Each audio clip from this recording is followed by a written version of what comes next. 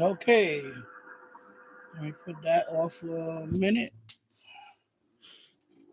Alrighty, here we go. Audio. Yep. Okay, microphone's working. I see the level went up. It's on green. Good. And hello and welcome to my live stream. My name is Danny. I am located in Yonkers, New York, USA. And I'm going to be on for the next probably a couple of hours, maybe a little more, depend on the topics. You're welcome to join the live stream. You can join the chat. You can talk about anything radio related or otherwise if you want to talk about anything in general. Right now it's 3:33 in the afternoon here in Yonkers, in the East Coast. 56 degrees, cloudy. It's a little windy out there, but it's a mild day. Other than the wind, it's a mild day. Yesterday, I think it went up to almost 60 for December, first week of December. That's pretty good. I'll take that any day of the week rather than a whole bunch of snow. So, so far so good with the weather. Last couple of years, we had some mild winters here in the New York area. Well, not Buffalo. When we say New York, Buffalo's way up there. They get a lot of snow. In the I'm gonna say the tri-state area, like the New York City. I'm right outside New York City, Yonkers. We've been fortunate the last few years. We have mild weather, mild winters. I'm talking about a couple of cold days here and there, but nothing like nothing extreme, which is pretty cool. I mean, I'll take that over a few feet, a couple of feet of snow, whatever. I mean, snow is nice to look at when it's coming down. It looks so nice and beautiful. But then afterwards, in my case, I have to shovel it. I have to put salt. And then when you shovel it, you have to shovel it somewhere. So it's going to pile up somewhere else. And it's probably going to be dirty and slushy. And then it's not so pretty anymore after that. So, and we had a couple of winters a few years ago where we had so much snow when I shoveled the whole pile on one end of the sidewalk. That pile was there for a couple of months. It finally didn't melt until like late March, I believe. It finally melted. It was a pile, but like probably almost 6 feet tall. The pile was because we kept every time we should know that we had to put it somewhere, and it piled up. Basically, almost half of my driveway was a pile of snow that I couldn't get rid of,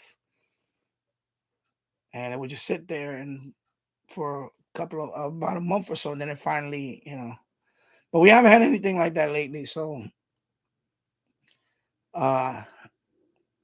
good for that.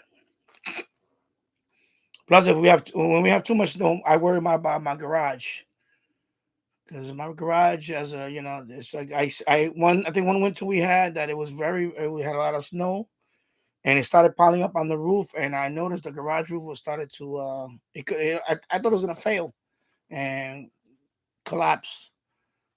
So as one of my projects I have to do over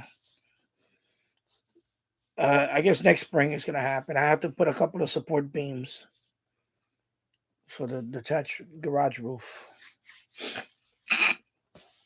Yeah, so I'm on a little early today because I was gonna come on at 4 o'clock, but I figured, my son is okay. I checked up on him. I just picked him up from school. I asked him if he wanted anything to eat right now. He said no, he had lunch in school. So I already prepared dinner for him today.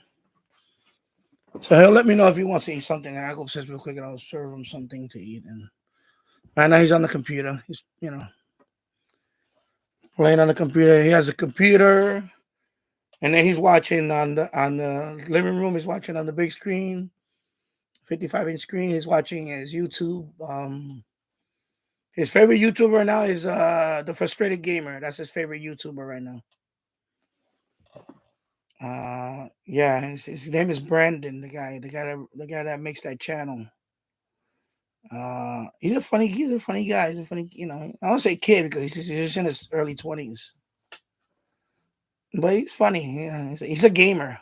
I guess that's why he call it Frustrated Gamer. He started out playing very difficult games to play. Hence the word Frustrated Gamer, and that's how his channel's about that. And he's funny. He's a funny guy. He's a funny guy. So I watch that with him. When my son watches this, I sit down and watch it with him, and we comment, and I comment, and then he'll, and yeah, I think his channel is only like 3 or 4 years old, and he has like almost 3 million subscribers.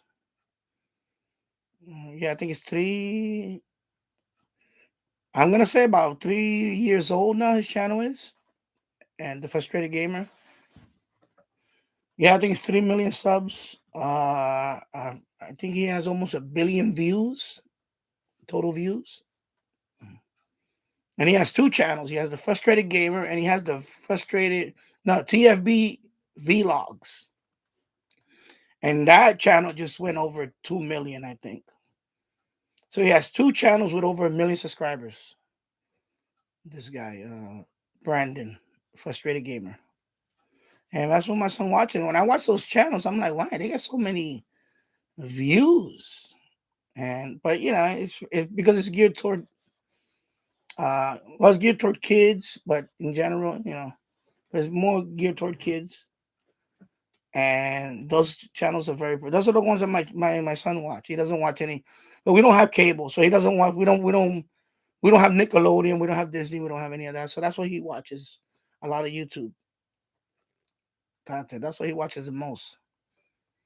And then there's another one that he watches called Lanky Box. There's these two kids. They kind of narrate uh life lessons. It's like it's like it's not really, when I say drama, I don't mean like bad drama. I think this thing is a little too loud. Let me lower it just a little bit. Well, my thing is like going up and down the green. But every episode is about a life lesson, like how not to lie or not to cheat, things like that. So every episode that they narrate, those two kids, is about a life lesson. Be nice to your don't make fun of others. So he watches that, and I don't mind him watching that because he actually, you learn from it. And it's also teaching him a life lesson. And we don't have that way. When you watch Nickelodeon, all that, you don't get those things now. They're just trying to shove things in your face, which is not really healthy for. So, because I got asked that a couple of years ago. You let your son go on YouTube by himself? I was like, yeah, he's been doing YouTube for a couple of years. He's gonna turn 8 next week. Ever since he was ever since he started walking, he started using the phone. And I know people say, well, you're gonna be too much. No, that's the kids today. They grew up on that. We didn't grow up on that. Is it healthy? Is it not healthy? I think they get more information now. Us, when we had to get information, I had to go to the library when I was a kid. I had to go to the library. We had if they have the book in the library, some books you couldn't even take out from the library. Some of them were books you had to read in the library. You couldn't even take them home. So for me to look up on anything. Like I remember as a kid, I remember when I was 11 years old, 12 years old, I wanted to learn everything about baseball. Like history of baseball, all the rules, you know, everything about baseball. So what I did, I went to the library and I started looking on baseball. I started looking at baseball books, baseball in general, like the history of baseball. Of course, all the statistics on baseball. And we didn't have, like, now we have all that on the fingertips, on the internet. Back then, you had to go to the library if they had the book. So you would actually, sit in the library, and I remember this big book like this, like encyclopedias, and I would just go through it, and that's when I started reading about Ty Cobb, uh, you know, uh, what was it Rogers Hornsby, of course Roger Maris, uh, you know, um, Babe Ruth, all those great players, Joe DiMaggio. I don't even know about all that stuff. The dead ball era, of course, when Babe Ruth, after the trade with the Red Sox, the Yankees, and they acquired Babe Ruth and they changed the game. He was a pitcher. And a lot of people don't know that, like, he was a pitcher. He was a great pitcher. So all this stuff, I was fascinated. I would just sit there for hours reading books on baseball. I fell in love with the game, and that's how we did research back then. We had to go to the library.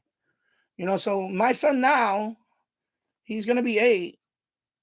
He's right now he's upstairs trying to memorize every flag in the world. He looks at a flag. He said, "Dad, what's that flag?" I say, like, I just picked him up from school. Dad, that's what flag is that? That's Mexico, because the lady had a flag in her hand. I guess and he was like, "What's that flag?" So now he wants to learn all the flags. So that's a good geography thing.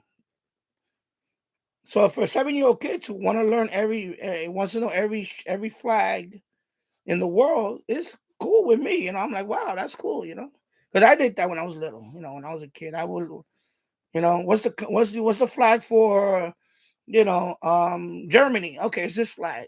France, United Kingdom, Great Britain, Spain, Brazil. So of course, when I watch the World Cup, he watches they have the score right there, and they have the flag. And he's like, "Dad, who's playing?" I said, "Just look who's playing." And he said, "Oh, that's Brazil. Oh, I see the flag." He said, "Yeah, they're playing against who they played the other day? Senegal." He's like, "That's Senegal, right?" I said, "Yeah." He said he noticed that African countries have a certain color. They usually have green, black, and red and stuff like that. So he said, "That's an African country, right?" Senegal. I said, "Yeah, Senegal's from Africa. You're right." So he's learning geography on his own on the computer by going on YouTube. There's other websites he goes to that they show animations of the alphabets too. Like last night, we was at a Chinese restaurant, so he was looking at the Chinese lettering. So he opened up the phone. There's an app in there. It's called Google Lens, and you point at it, and it takes a picture of the image of the characters, the Chinese lettering, and it tries to translate it. It's so cool. So he's trying to translate this lettering, and we're looking at him, Sanjay. I think that's my wife is saying, I think that's Japanese.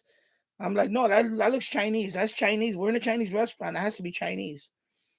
Because I can distinguish a little bit between Japanese and Chinese and Korean. I know the similarities. I can distinguish the lettering.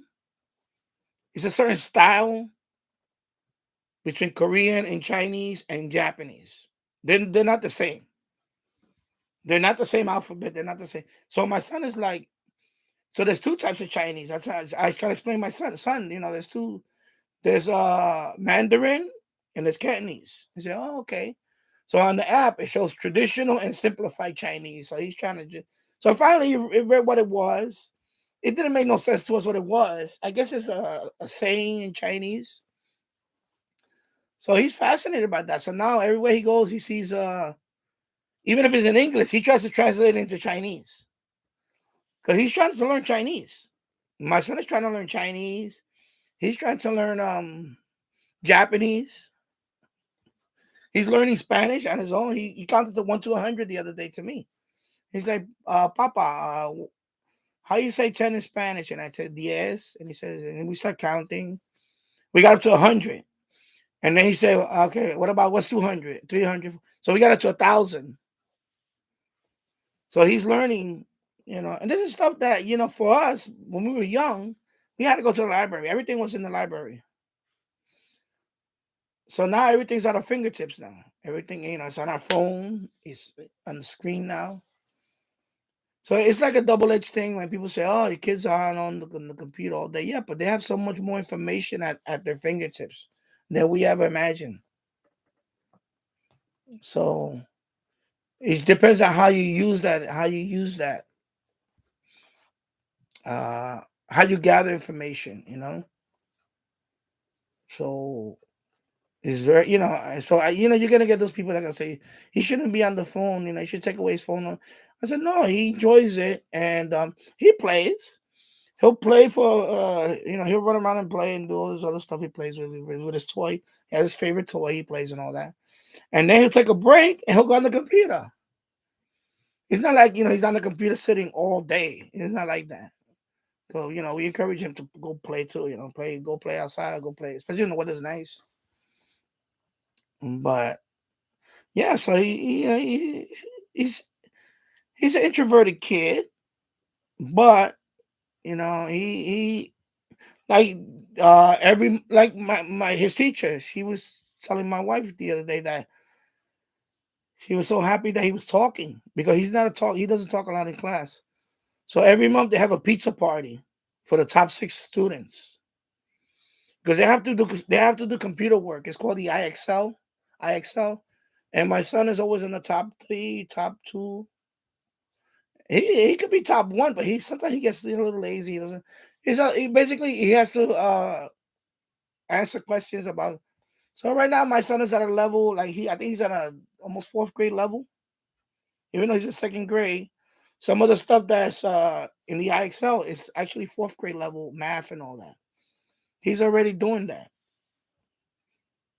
and he's doing that on his own. But you know, she encourages them to do that every day, to do at least 20 minutes a day for that stuff. So for the top 6, every month at the begin, whoever's in the top 6, they have a pizza lunch with her. The rest of the kids are in the cafeteria. So so my son, was one of them. So he's talking with the other kids, and that was the first time my teacher saw him more open talking. So she sent us a text. He said, "Oh my God, your son is." I said, "Yeah, he's opening up. He's introverted. He's opening up." And that's what I tell people: don't try to push your kid into being social butterfly. It don't work that way. Some kids take longer. I mean, it took me long. It took me a long time just to do this. Just to come out here and talk to myself. Because right now I only have one person watching. It took me a long time to get to this point that I could just sit here on live and just talk. You know, something I always wanted to do, but you have to muster the courage or whatever you want to call it. In my case, it was a bunch of other things, but you know, one of them was being conscious about, to the point where is anybody gonna watch this? Is anybody gonna come on here and say something with me? It got to that point a few times, but then I was like, you know what? I'm just gonna let it go and not gonna think about that anymore. And I stopped, and now I'm very comfortable now. This is stream number 30 now, officially. I thought it was 30 last week, last Tuesday, but this is number 30. This is officially uh live stream number 30 overall. Yeah, number 30. I did a live stream 4 years back, but that one is really number one. And then I started doing live stream in August. August I started doing regular live stream.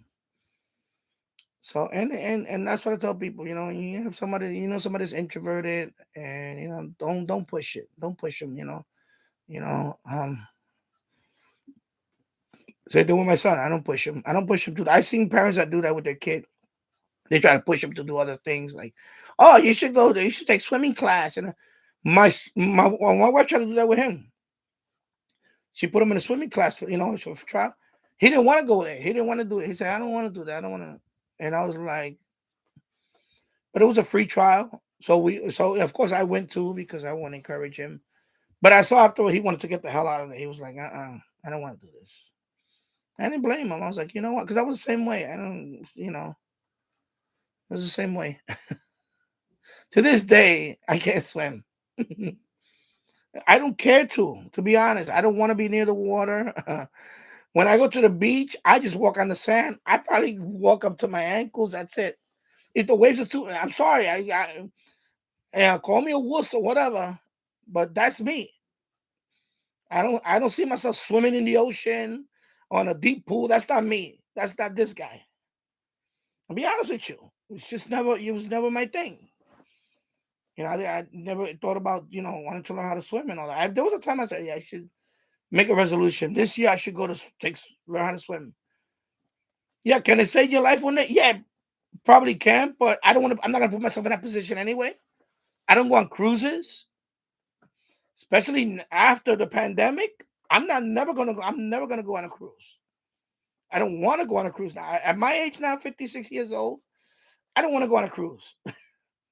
Even if I had money, like I was rich, I don't want to go in. And if I go on a cruise, it'll be my own private yacht if I could afford one, which I can't.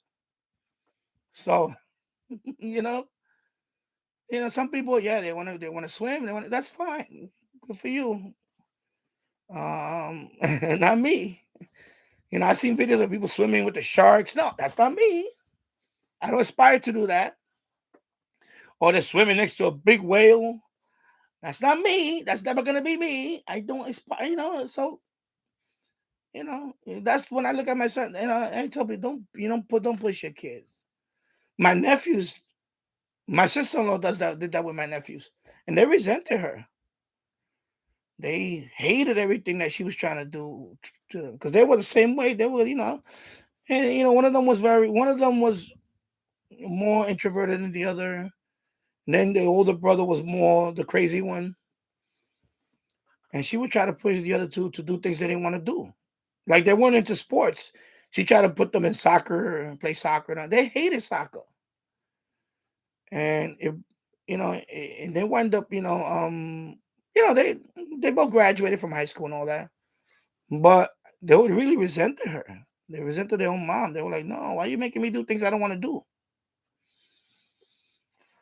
And finally, once she got them like musical instruments, like a drum set, electric guitar, and all, then they would play in the basement. They were jamming in the basement. They know how to play good. It's something they wanted to do.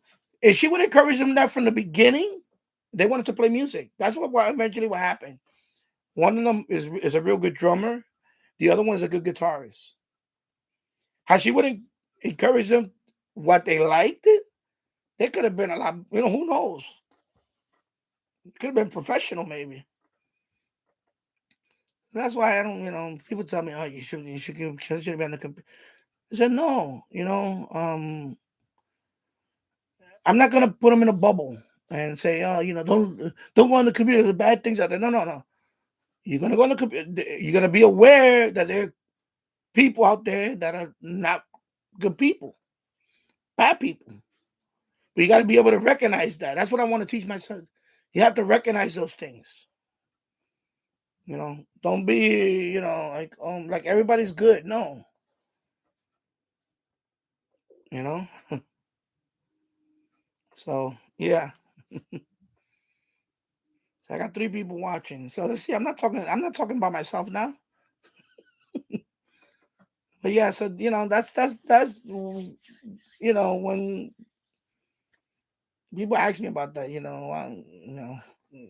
do you limit time on the computer? No, I don't put a time limit on the computer for him. He's what the proof is in the pudding. He's one of the top students in the class. So okay, so some of it is his vocabulary is a lot more extensive than my vocabulary was at his age. his vocabulary is way more extensive than mine. His when I was his age. So I know the computer is a great tool. Some people want to demonize that, and that's not, it's the opposite. Some people want to ban certain video games and all that. No, he doesn't play those games anyway. He doesn't really care about that. He doesn't play Fortnite. He doesn't play those games, violent type game. He doesn't play those games anyway. Doesn't appeal to him. But people want to blame things like that. No, my thing is, I try to teach him the truth about the world. Not everybody's gonna like you, right? Not saying they're gonna hate you, but not everybody's gonna like you. We was last night was at a Chinese restaurant.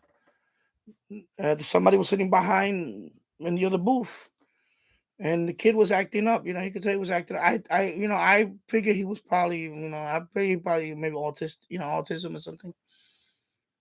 And my son is 7 years old, but he's okay. He's not. But the kid came to our table. I guess he saw my son. He wanted to play with my son. So she immediately grabbed the kid and grabbed him hard. And the boy's going, ow, ow, like, and she dragged him.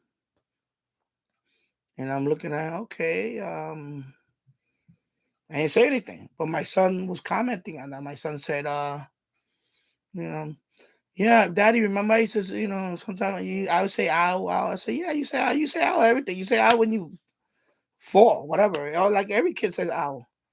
So he's giggling. She took that as that we're laughing at them. So she came over, why are you laughing at us? I said, first of all, we're not laughing at you. What is your problem? Like, like nobody's laughing at your kid. He just made a comment and about that, he was saying, oh, that's all. No, and nobody was laughing at your kid. But she was so conscious about, the kid acting up. I didn't even think that was a kid. I don't know. And then the guy was, I guess, the father of the kid. He didn't say anything. He was telling her to calm down. And I'm looking at her like, look, first of all, nobody made fun of your kid. He came over here, and my son was, my son was looking, they were talking. Hello, Anthony friends. Good day from Florida. Welcome to the chat. Nice to see you. So, I could tell she was already, because she looks grumpy. I'm sorry. She looked like a grumpy old person. She just want to pick a fight with somebody. Because I was going to escalate it. Right away, I was going to go to the next level and F-bomb the hell out of her. Get the... But then she was like, well, you make it. I said, no, first of all, no, I spoke because my wife was right there. And she thought that we were laughing at something else. It wasn't them. But she came, all of a sudden, she came, you laughing at my kid? I said, nobody laughing at your kid. What is wrong with you? And then they left. And, my wife, I said, but I told my son, and I told my wife, I said, listen, sometimes, I know you weren't making fun of them, but the kid, but, sometimes we have to pick and choose our battles. And not that they were laughing at the kid, but, the fact because I was looking at my son like, can you stop talking about the kid? Because I don't want them to overhear it and thinking that we're talking negative about the kid. Because of course, people are. This is why I had to talk to them afterwards. I said, listen, it's not that you were talking about the kid. It's that too many people in this world now are too sensitive. They're too sensitive over nothing. In a lot of cases, because that's why I don't like going out to places anymore. I really don't like going out to places anymore. I used to enjoy. Because you always gonna have those people. I seen enough videos on this stuff. I saw one on Twitter the other day. The woman was she threw a milkshake at the manager in McDonald's, and then she hit her with a tray. But she picked on the wrong woman. First of all, the manager is taller. I think she's 6 feet tall. She's a big woman, 6 feet tall. This girl is probably 4'5". I'm gonna say. The manager just went bling, bling, bling, bling through on top of the table like a rag doll. Bling, bling, bling. And then one of the workers tried to break it up. She swung at the worker, and then the worker started wailing on the customer. Man, these people are out of control. You know, they disagree with something, they want to fling you with a milkshake. And then when you read the comments, it's the funniest comments. Because when she flinged the milkshake, she got it more on her than on the other one. But she flinged it like this from back here. And you can see the trail of milkshake. And then, of course, some other stuff happened. You know, she was wearing a top, and then, something got exposed. Of course, they were blurring it out. So the comments is just funny. So the title of the video is McBeat. I guess she got McBeat by McDonald's manager. Oh my God, it's so funny. It's the funniest video. I watched it like 5 times. I'm laughing. It was just on Twitter the other day, like 2 days ago. It was going around Twitter. Hey, what's up, Keegan? Good afternoon, and 66 degrees, Northwest Arkansas, and cloudy. Yeah. Glenn Dansler, hello from North Carolina. So glad. Yeah, I wish I could live in a farm with no neighbors. I wish. Well, my wife is when she retires. We're looking. We're looking. We're still looking. But it's gonna be when she retires, and so we were gonna move. We were this close to going to Florida a few months back. Back in early this year, we went down there.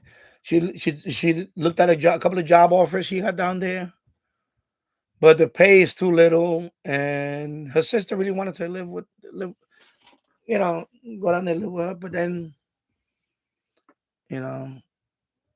I know we pay high taxes here, but it's a lot more money you make here in New York. The wages are a lot higher. Minimum wage here in New York is $15 an hour. Okay, the job that she was going for over here pays way, like it's in the 20s. 20, close to 30. Over there, that was she would have been making barely the minimum of New York for the same job that she does here. So then they say, that's crazy. That's insane. I know they have no state income tax, but that doesn't really make it. But it was in the Orlando area. One of them was actually the Orlando, the main hospital in Orlando, because she had two offers. One was in Ocala, and one was in Orlando, because we were going to stay in Claremont, which is right outside Orlando.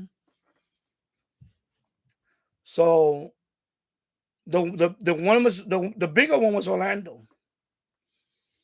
Orlando, I forgot the name of the hospital. It's a big hospital. It's the biggest one there. It's right next to the rail station.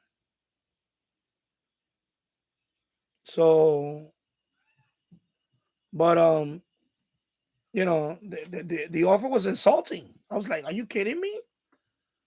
I'm saying, "I'm sorry," because and you, Anthony, I know you live there. People say, "Yeah, the cost of living is not dramatically cheaper than here."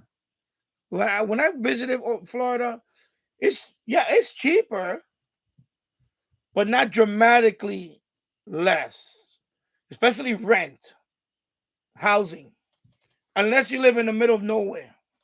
If you want to live in Orlando, it's expensive, right?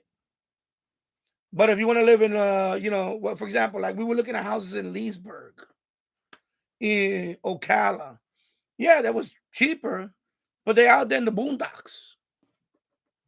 There's no public transportation, and there is, but very little. It's not like over here we have crazy mass transit. So you have to wait or two. You need a you definitely need a car. You need a car to get around. That's it. And if like when I lived in New York City, I never owned a car. I never owned a car until recently because there was no need to get a car.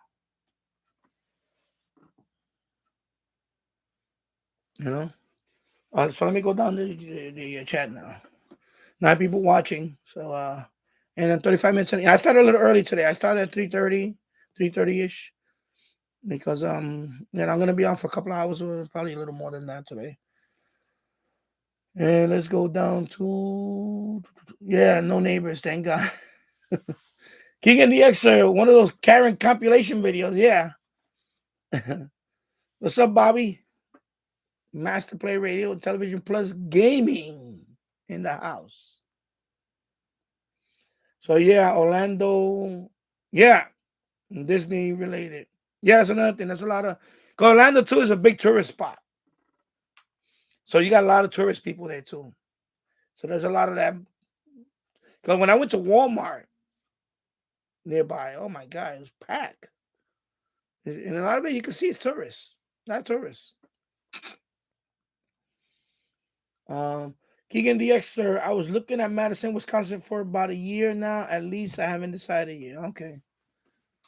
I have family in Wisconsin and here in Arkansas and the Texas Panhandle. Okay. Yeah, I mean we're looking, but we're gonna especially more when she retires. I'm not retiring yet. I can still, but right now I'm right now like I said, I chose to stay home with my son. Now, of course, that can change any day, but right now that's the way it looks. And especially as you get older, then of course, and of course, you never know, but other stuff. But yeah, so and let me bring up something real quick about the chat, because sometimes when I watch the replay, I don't know if YouTube is doing that. Let me see if I do top chat. Okay, maybe if I do it here. Let me see live chat. Oh, that's what it is. Okay, now I know what is going on. See, even when I'm broadcasting, I didn't know that. I thought only as a viewer that happens. So right now it's saying top chat. That means only the top, I guess the more active people show up. If I put live chat, I see everything. Oh, okay. See, I just learned this right now. I just learned it because I know when you're watching a live stream, I could put top chat or live chat, because somebody sent me a question on Tuesday and I didn't see the question. And I wasn't, not that I wasn't ignoring the person. I didn't know. So now I know why. See, by talking about it, I figured this out now. So I had to put it on live chat so I could see every message. You know what I'm talking about? Because you guys are watching right now. So if you put top chat, if you leave it on top chat, it don't show every message of everybody. But see, me, I have to see every message.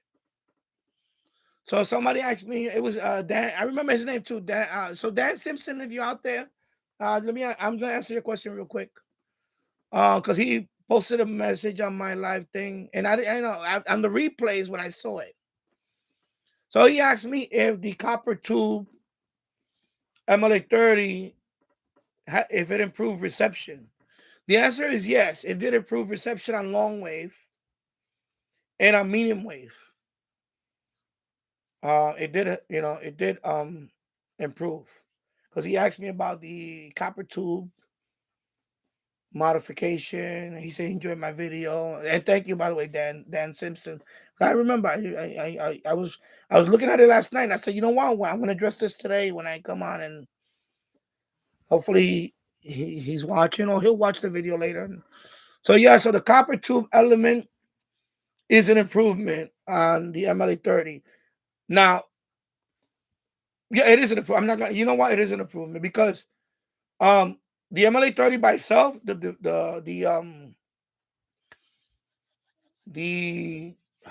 stock, the little stock wire that it comes with, it's not good for long wave. It doesn't do anything on long wave. First of all, it's too small, and it's just then it's good on short wave. It's fine. On medium wave is good, but on long wave, zero.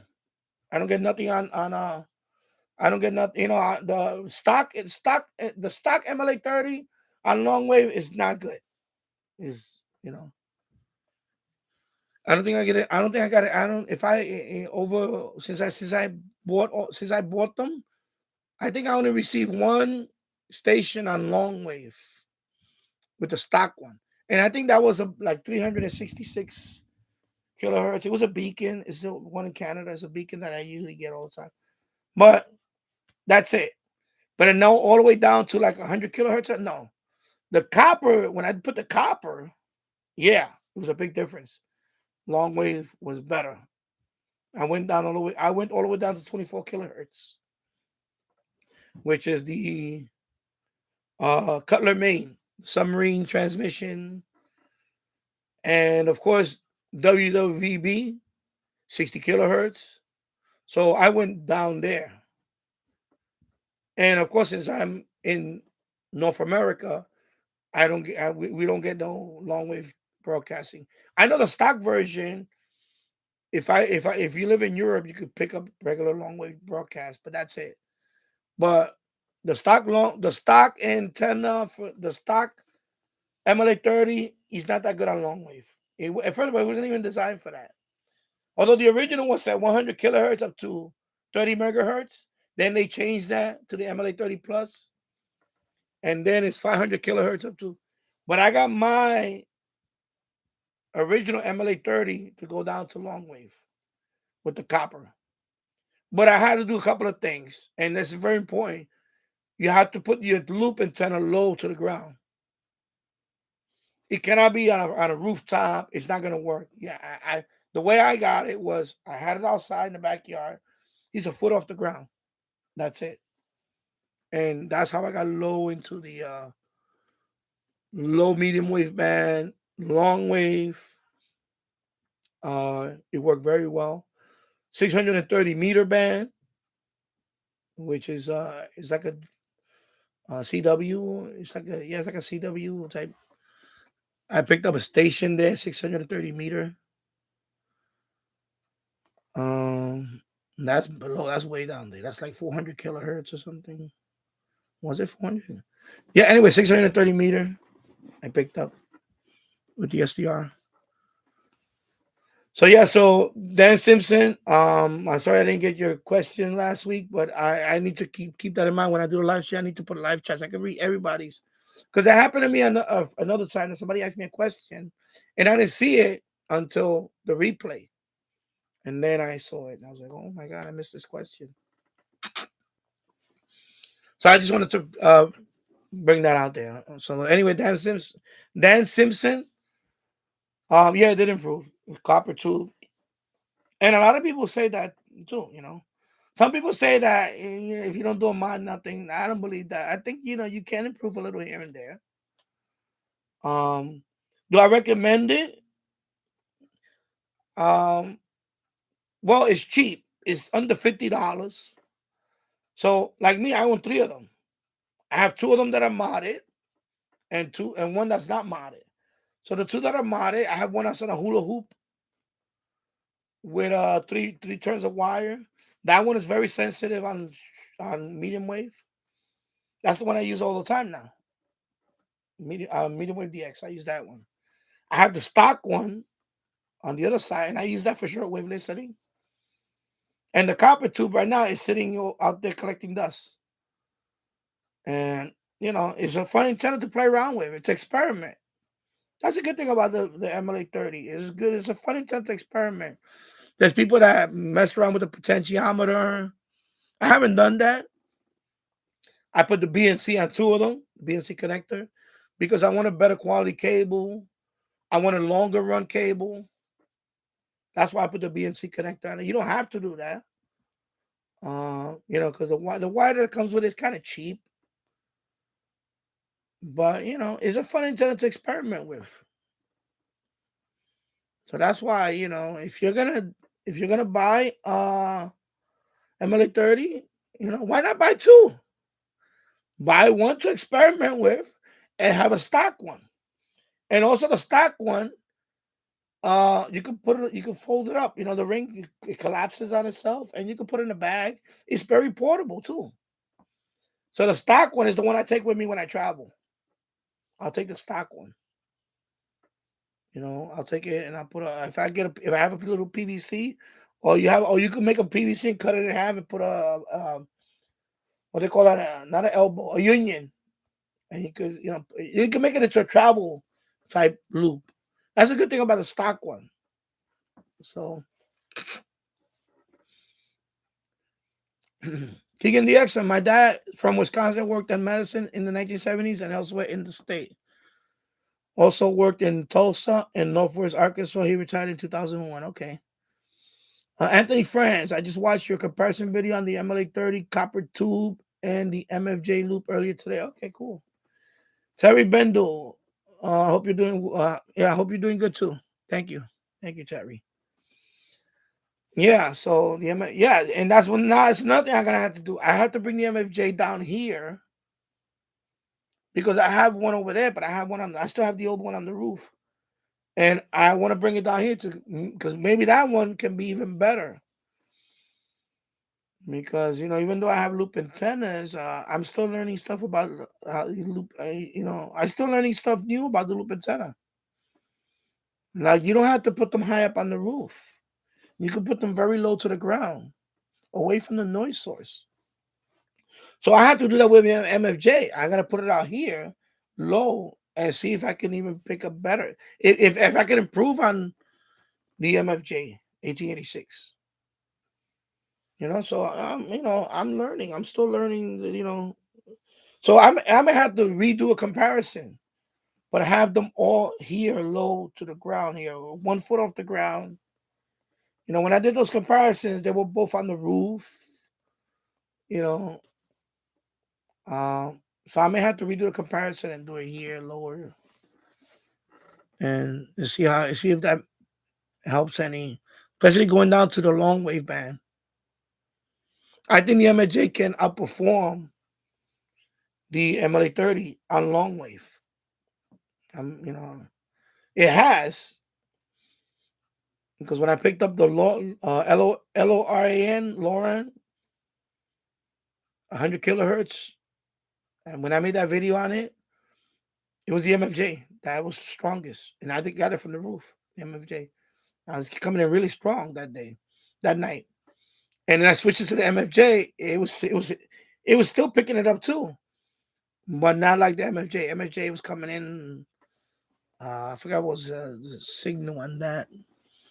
Let me just look for the video. I'm gonna post a link to the video for the LORAN, and that was the MFJ. Let me move the microphone over here. Hey, what's up, Matt Radio DXer? What's going on? Good to see you here. Everything was LORAN. And let me lower the volume on the. Okay, right there. Okay, let me mute that. Let me put the link. And that was like S5. And that was with the MFJ. This was in. Let me put the link for before I go back over here.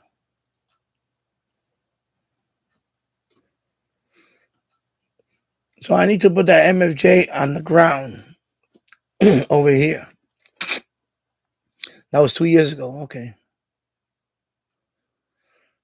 February 2020. Okay, that's when I recorded that one. So February 2020 at 11 o'clock, 11:02 p.m. local time. And it was strong. And I never got that signal again. Never got it again. Not only that one night. That's it. I think it was that night and the night I did 2 nights. That night and the night after. But that was the strongest I got it and on the MFJ. On the MLA 30, it wasn't that strong. It was probably S3-ish. It was a lot weaker than this one, than that. So yeah, so that's why I think the MFJ, if I put it back there lower, it's gonna perform better on long wave. Maybe even get a, who knows, transatlantic station. Who knows? But I need to bring the MFJ and put it there, back there low. And then I'll do another comparison maybe. And then, because the NFED's picking up, WWVB picked it up. The NFED picked it up. But of course, there's some noise with it.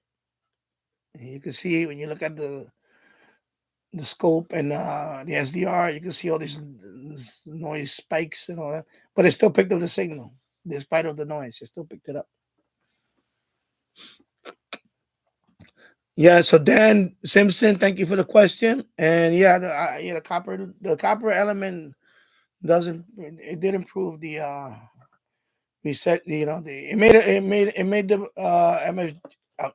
it made the MLA 30 more sensitive to the lower band, long wave, and even shortwave. Shortwave is about the same, but it definitely improved on medium wave and long wave. So yeah. So I'm sorry, I didn't intentionally miss the question. It's just that I have to remind myself that when I do the live stream, I have to put live chat here also instead of top chat. If I put top chat, well, right now it's the same, but uh, if I put live chat, all messages are visible. Because I thought YouTube was just doing something, like it's like the comments. Sometimes some people post comments and they get flagged as spam, even though they're not spamming. Because I got in a few comments like that where it says, "Oh, my comments are not showing up on your thing right now." Because I allow all comments right now.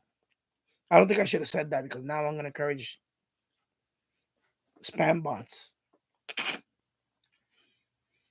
But I allow all comments. I don't review comments. I allow them. Now, once I read them, if I see that, then you get blocked, whatever, hide user, whatever, that type of thing. But right now, that's not the case.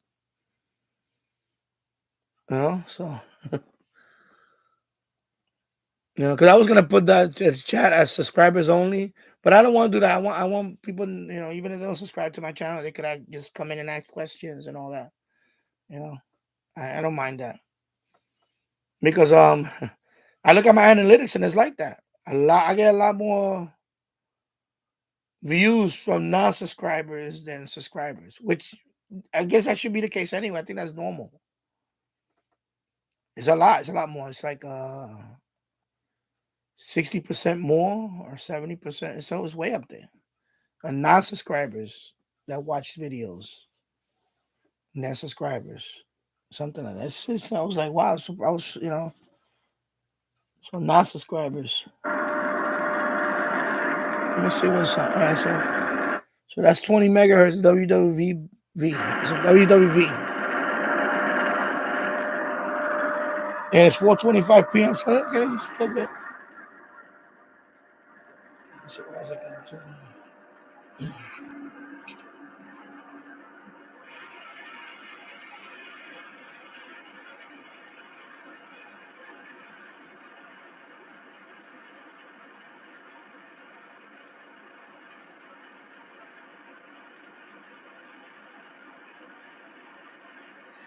Yep. 17 megahertz. Go down.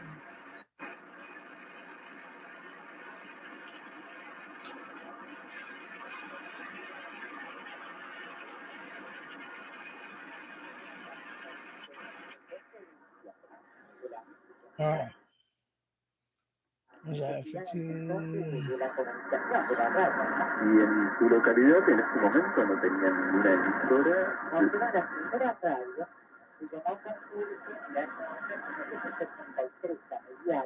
Para instalar 3 emisoras de baja potencia privadas en la provincia, Here. en la zona centro y en la zona norte dorada.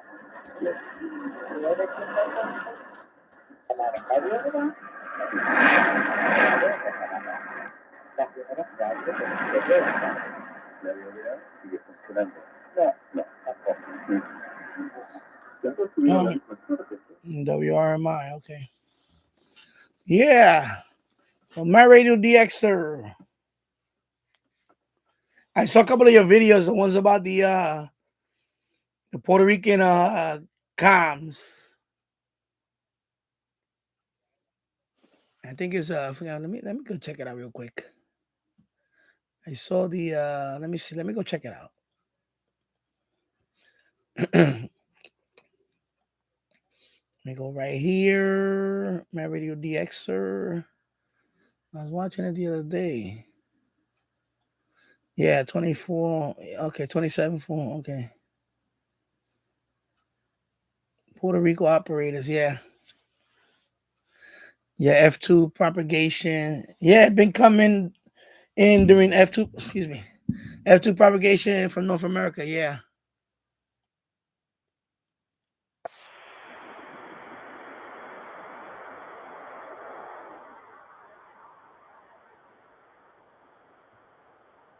Yeah, because when I heard that, I was like, yeah, that's Puerto Rican Spanish.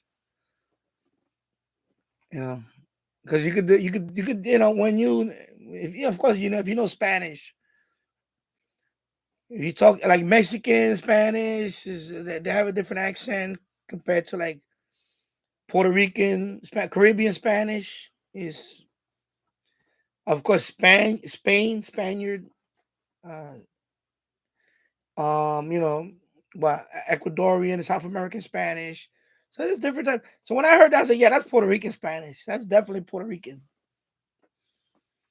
No, that's definitely Puerto Rican because you can tell. I mean, I can tell.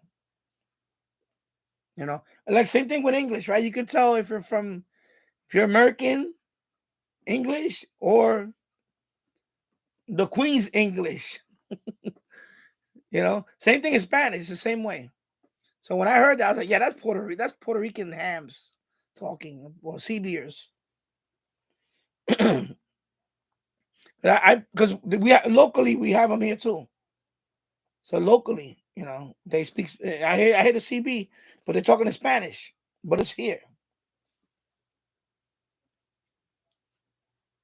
Yeah, it's more lively, exactly. Excuse me. Yeah, Latin American Spanish is more livelier than European Spanish, which is flat. That's a good way of putting it. Yeah. So exactly. And there is okay. Oh, sorry. Key and the Xer. I know little Spanish, mostly Mexican. It's Spanish. Mexican is still Spanish. It's just that it's a different type of because there's different words like slang words. You know, like if you there's a YouTuber that she compares certain words like British. What they call 'em? She says British English compared to American English. So, like for example, we call a truck, right? It's a truck, like a semi 18-wheeler. We call it a truck. In England, they call it a lorry. I didn't know that. I mean, I heard about it before. I was like, oh, that's a lorry. Lorry is a truck. So what we call truck, they call lorry. So in Spanish, it's the same way. There's words that are, you know, are different in zones. Like when I moved here. I'm Puerto Rican. And where I grew up in the Bronx, there's a lot of Puerto Rican, Dominican people. There's a lot more Caribbean um, people over there where I live in my old neighborhood. A lot of Puerto Rican, a lot of Dominican, some Cubans, and a few are South American. Not many. When I came here to Yonkers, it's the opposite. There's a lot more Mexican here, a lot more Central America people here. So my Spanish was when I went to the store, they were like they didn't understand me in some things. So I had to I had to change my, I had to learn some words like they because they call it's like a bread, the bread. They call it over here a different name. So when I said I wanted bread, I thought I was gonna get a soft, nice white bread and all. They gave me a hard roll. I was like, that's not what I'm asking for. I was like, like torta, the word torta. Over here in these Mexican places, it's a hard flat bread. It's very, it's like Italian bread, but it looks like it's been aged a couple of days. So I thought I was gonna get a nice soft roll. No, they give me I said, what is this? I said torta. I said, oh, okay. I don't want this. I want something softer, like a Kaiser roll. So so even with Spanish, I had to, change my because I thought torta was a tortilla. That's what I thought it was. It gets it gets confusing. But when I heard that thing, I said that's definitely Puerto Rican talking a ham, CB, whatever. Excuse me. Yeah. Let me go down. I should have rephrased that. My bad. LOL. Married to the extra. Another, for example, America highway. British is motorway. Yeah, exactly. We call them highways. Over there, you call them motorways. In Mexico, I think they call a car carro. In Spain, they mean trolley. Yeah. Yeah. See? Yeah, torta is also it's like cake in Spain, right? It's like cake. So I thought torta was like a flat, like a flat piece of bread, like a pita, or even a tortilla. Like tortilla is a thin corn, uh, you know, flat type bread. So when I said torta, I thought it was a flat. No, give me this big Italian looking bread. It was hard. I was like, that's not what I want. You know, like in New York, even New York. Let me get a hero. Ham and cheese hero, right? So a hero is a hoagie. In Philly, it's called a hoagie. A hoagie, right? But in New York, we call it hero bread. And they actually have the bread, and they label it hero bread, but it's a hoagie or a sub. Like Subway, or what is it, Jersey subs? This is I never ate that. I need to go there one day. We don't have one around here. I'm getting hungry now. Sub. So they call it a sub. Over here we call them hero. I want a hero bread. I want ham and cheese on a hero bread. So that's when you're listening to all that stuff. You gotta, sometimes those things, Jersey Mike's. Okay, yeah, Jersey. There you go. Yeah, so we don't have that here, Jersey Mike's. I guess in Jersey they have Jersey Mike's. I know. You know what? You know what I'm jealous about Florida? Florida has everything. They have all the good restaurants. They go down there. Over here, we don't have all that Jersey Mike's and Chick-fil-A. We don't have no Chick-fil-A here. You know? And now we're talking about food.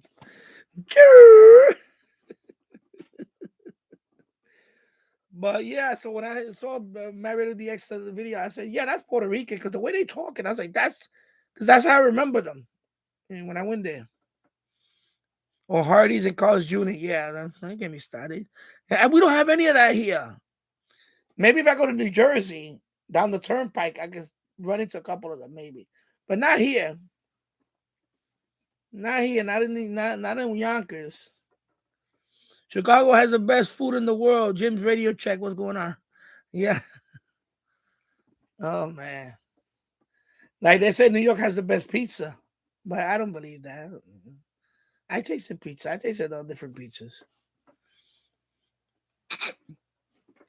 So Maverick DX, torta also used in Spain like torta de aceite, which is cake. Okay. King and DX said, boss or Boston cream pie is cake or cheesecake is a pie. Okay.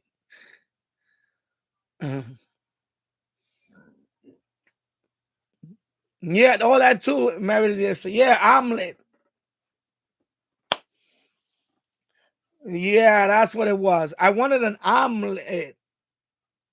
Oh yeah, that's what I remember. So it's in Puerto Rican, we call it omelet torta. My mother said, growing up, quiero una torta de huevo. Yeah, egg, right? Torta. They also that's also known as quiche. Quiche is an omelet. You scramble it and you throw in a frying pan. You throw peppers on it, or onions, whatever. It's an omelet, but they call it some people either it's like quiche.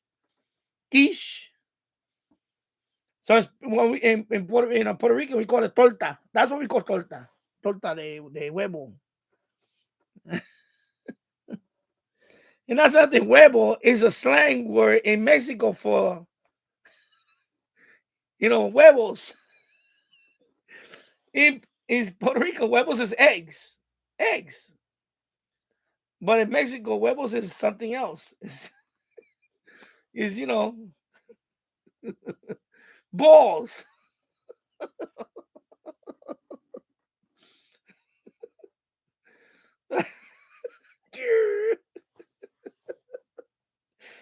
Oh my god. Is testicles. Testes. Oh my god, it just went brrr. We went from huevos to testicles. All right. Yeah, so maybe you were thinking about torta de patata, which is an omelet. Yeah, so I think that's what happened. I think that's I was looking for an omelet. Jersey Mike's. Yeah, Jersey Mike's. Anthony, Florida. Florida got the best places to eat. They have everything down there. Every known chain restaurant is in Florida. Some states don't have all of those chains, but Florida has everything. I never ate at. I never went to Dairy Queen until I went to Florida. I never had Chick-fil-A until I went to Florida. I'm telling you. Or Texas toast, which I would guess is toast cut in the shape of Texas. Okay. Well, I have Texas toast. I had the frozen Texas toast. It's not the shape of Texas, though. It's just a Texas toast. Well, with the frozen one that we have, it's just it looks like garlic bread. We call it garlic bread. It's just bread with garlic, but it's on a regular loaf. You know. Yeah. Or Hardee's and Carl's Jr. Chicago has the best food in the world. I don't know. Let me see. I heard Chicago style pizza. Like right now, lately I've been hearing ads. Lately I've been seeing ads for Detroit style pizza. I never knew they had their own style pizza. So when I looked at it, I saw somebody posted on Twitter. New York style pizza is the regular flat triangle, slice, whatever. And they show. So Detroit style pizza is squared. You know what we call that in New York City? Sicilian. So that's a Sicilian pizza. So Detroit style pizza is the square one. We call it Sicilian. So if you go to a pizzeria in New York City, let me get a Sicilian. That's the square pizza. It's thick. It's real thick crust. It's not even crust. It's bread. Yeah, the crust. But we call that Sicilian. And that's not Detroit. I said that's not Detroit style pizza. That's a Sicilian with pepperoni. So it's like subjective. What's the best pizza? Yeah, we got the thin crust. That's what we have. The New York style is the thin crust. Thin crust pizza. Same thing with the hot dogs, right? They say in New York City got the best hot dogs. You know, um, I don't know why, because hot dog is a hot dog. I mean, I tasted so many different brands of hot dogs. You know, like when you go to a hot dog cart. Let me see. I have a picture of one here. I have stickers in New York City stickers, and I have one of a hot dog cart. Where did I put the stickers at? And it was a hot dog cart. So some people call it dirty water hot dog because it's sitting in the water inside the hot dog cart for hours. So so some people call it dirty water hot dog, but it tastes good. It's a dirty water hot dog, but it tastes good. I don't know. I guess it's sitting in that water all this time. It's what's the name of that brand? Sabrit. Because there's a whole bunch of brands here. Sabrit. Anyway, so and of course we have great papayas. There's a whole bunch of them in New York City, and great papayas. So their hot dogs, they grill them. They put them on that rotisserie thing, and they roll them up. They're not boiled like the dirty water hot dog. Those are boiled. They boil it in the water, and it stays there. So either way, I usually boil my hot dogs, but you can also grill them. So my son likes. I usually grill them.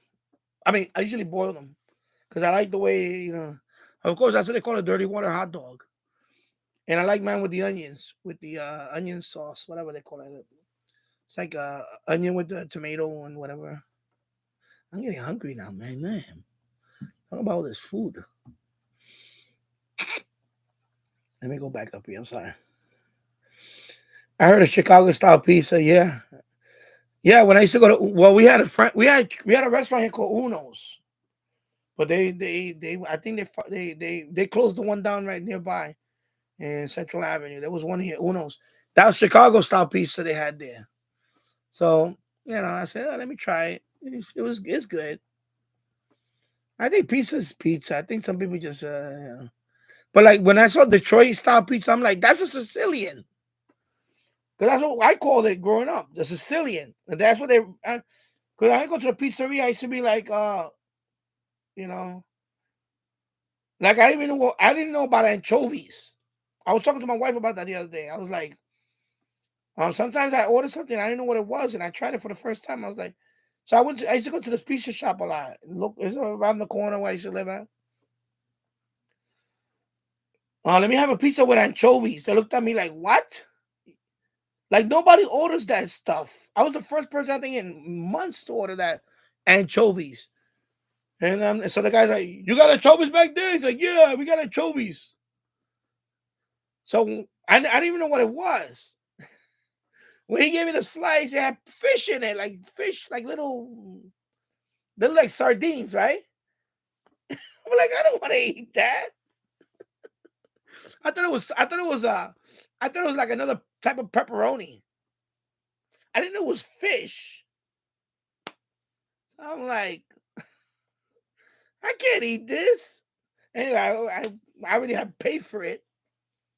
So I tried to eat it. It was okay. It was like, it's kind of salty. And yeah, so I'm not eating that no more. I didn't know what it was. I was a kid. I was like, anchovies. And nobody had ordered it because everybody was ordering pepperoni or back then. This is like the 70s. All it was is pepperoni. Extra cheese or pepperoni. That was only the two. Then later on in the 80s, started putting hamburger or sausage. But before that was just pepperoni or extra cheese. That was it. And then later on, they started putting pineapple, chicken breasts, broccoli. Oh my God. Papaya King.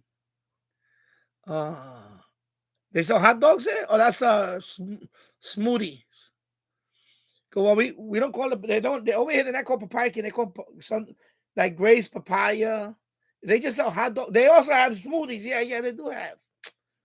So yeah, it's probably called that too. I think they probably have those. Yeah, they probably have those franchise because they do sell smoothies. The postal man dropped the package because I see my alley right there. I just heard him. Yeah, let me go down here. Let me catch up on the chat. Channel 11 and 1090 AM. Closest to that is WBL Baltimore. Okay. Let's see. Aren't those called Rocky Mountain oysters? And then of course Snoop Dogg's song called W Balls. Okay. Yeah, I remember that. I still have that CD actually. Yeah. W Balls. And then the chat is really going south. Yeah, I know. You got the good New York thin crust. Yeah, Chicago's known for tavern style pizza. It's cut into little square thin crust. Yeah, yeah, that's what I had. We had in Uno's. It was thin. Actually, it was no, it was in a like a frying pan. I guess it's like in a frying pan baked in there or something. Yeah, I think that's the one we had. Key and the extra. I usually I had Pizza Hut and Papa John. Usually go for Pizza Hut.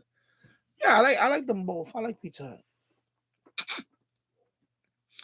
Anthony Frank, I think they showed one of those papaya restaurants on the episode. Yeah, they've been on TV on many. They've been on TV on on some movies and TV sitcoms. Yeah, yeah, I'm sure there was on Seinfeld. It had to be on Seinfeld. Probably on Friends too. I think Friends, but definitely on Seinfeld. They had to be there. Yeah, papaya restaurants. Yeah,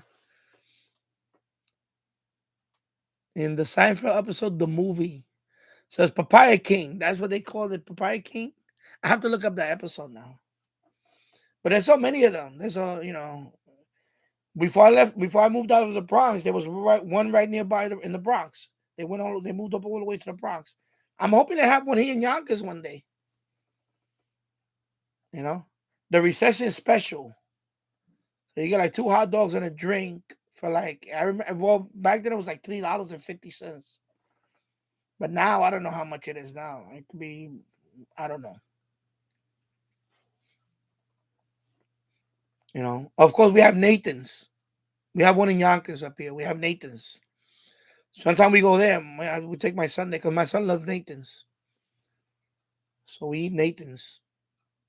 Yeah, get the big hot dog. I put everything on it. I put the whole. I feel that. I put the works on that guy. A big hot dog, like foot. I think it's a foot long. I go nuts when I go there. I'm like, oh my god.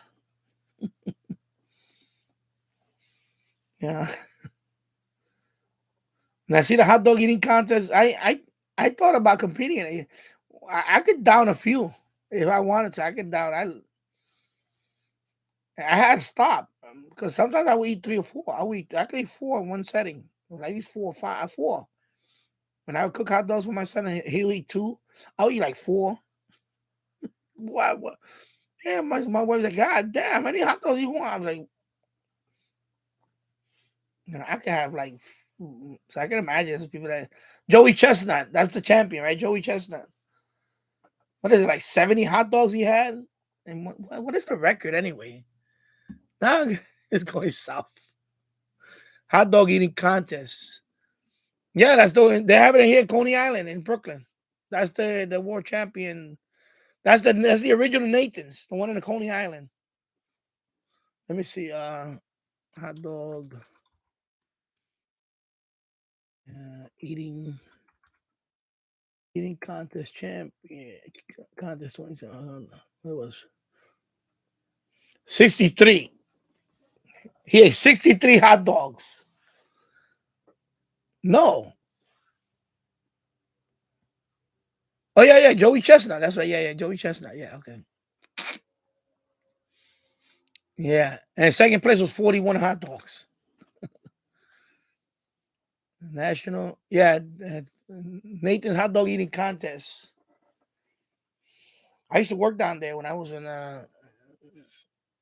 working for Bombardier. I used to go to that train yard right there, the D line. That's the end of the D line, Coney Island, Brooklyn. It's a nice place, though. You know, if you ever go to New York City, come to New York City, Coney Island is a nice place to go to. You know, they still have that the original the Cyclone. It's called the Cyclone. Well, hot dog eating. Well, those people are competitive eaters. I don't even think they have a colon. I used to watch some. I used to watch not only that one. When I had cable, and there's probably a channel for that. Maybe I gotta look it up. Competitive eating. There was one. It was a couple. It was an old maid. It was an old lady. She's probably in her 70s, in her 60s, and it was a couple. It was her and the husband, and the husband was like in the 60s. They were both in their 60s, and they competed in Las Vegas. They were eating buffet. They had to eat like a whole bunch of different entrees. It was a buffet eating contest. It was crazy.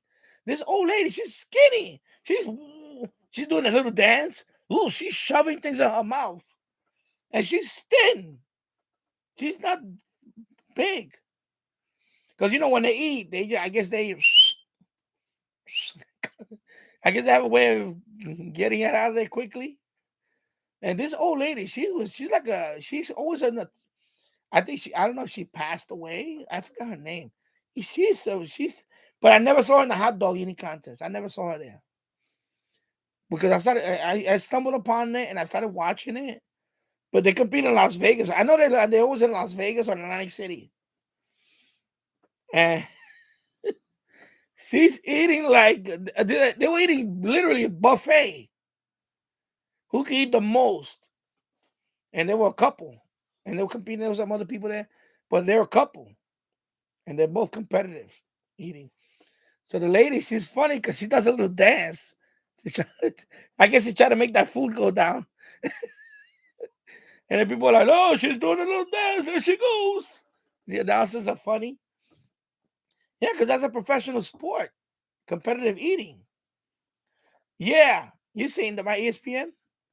And she's like doing her little dance. And she's shoving down like chicken wings and whatever. Oh my God, it's so funny.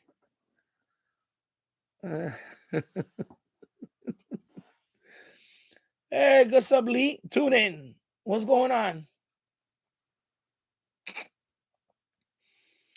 Keegan DX, when I was 13, I tried shrimp, didn't eat much of it then or since then. Oh, you don't like shrimp? Oh, I love shrimp. Oh my God. Oh, I love shrimp. Shrimp. Oh my God. In the UK, we like tea and toast. Oh, okay. Jim's Radio Check, the worst pizza ever, San Diego, California. Uh, okay. California pizza, I guess. I tried one because they had the frozen one in Walmart. What is it called? It's made with cauliflower. The crust is made out of cauliflower, I think. It's not bad. I tell you, it was like, okay, this is interesting. But you understand, everything for California has to be different. Even the sushi. I eat sushi. People say, oh, that's raw fish, right? I don't eat it much anymore. But I had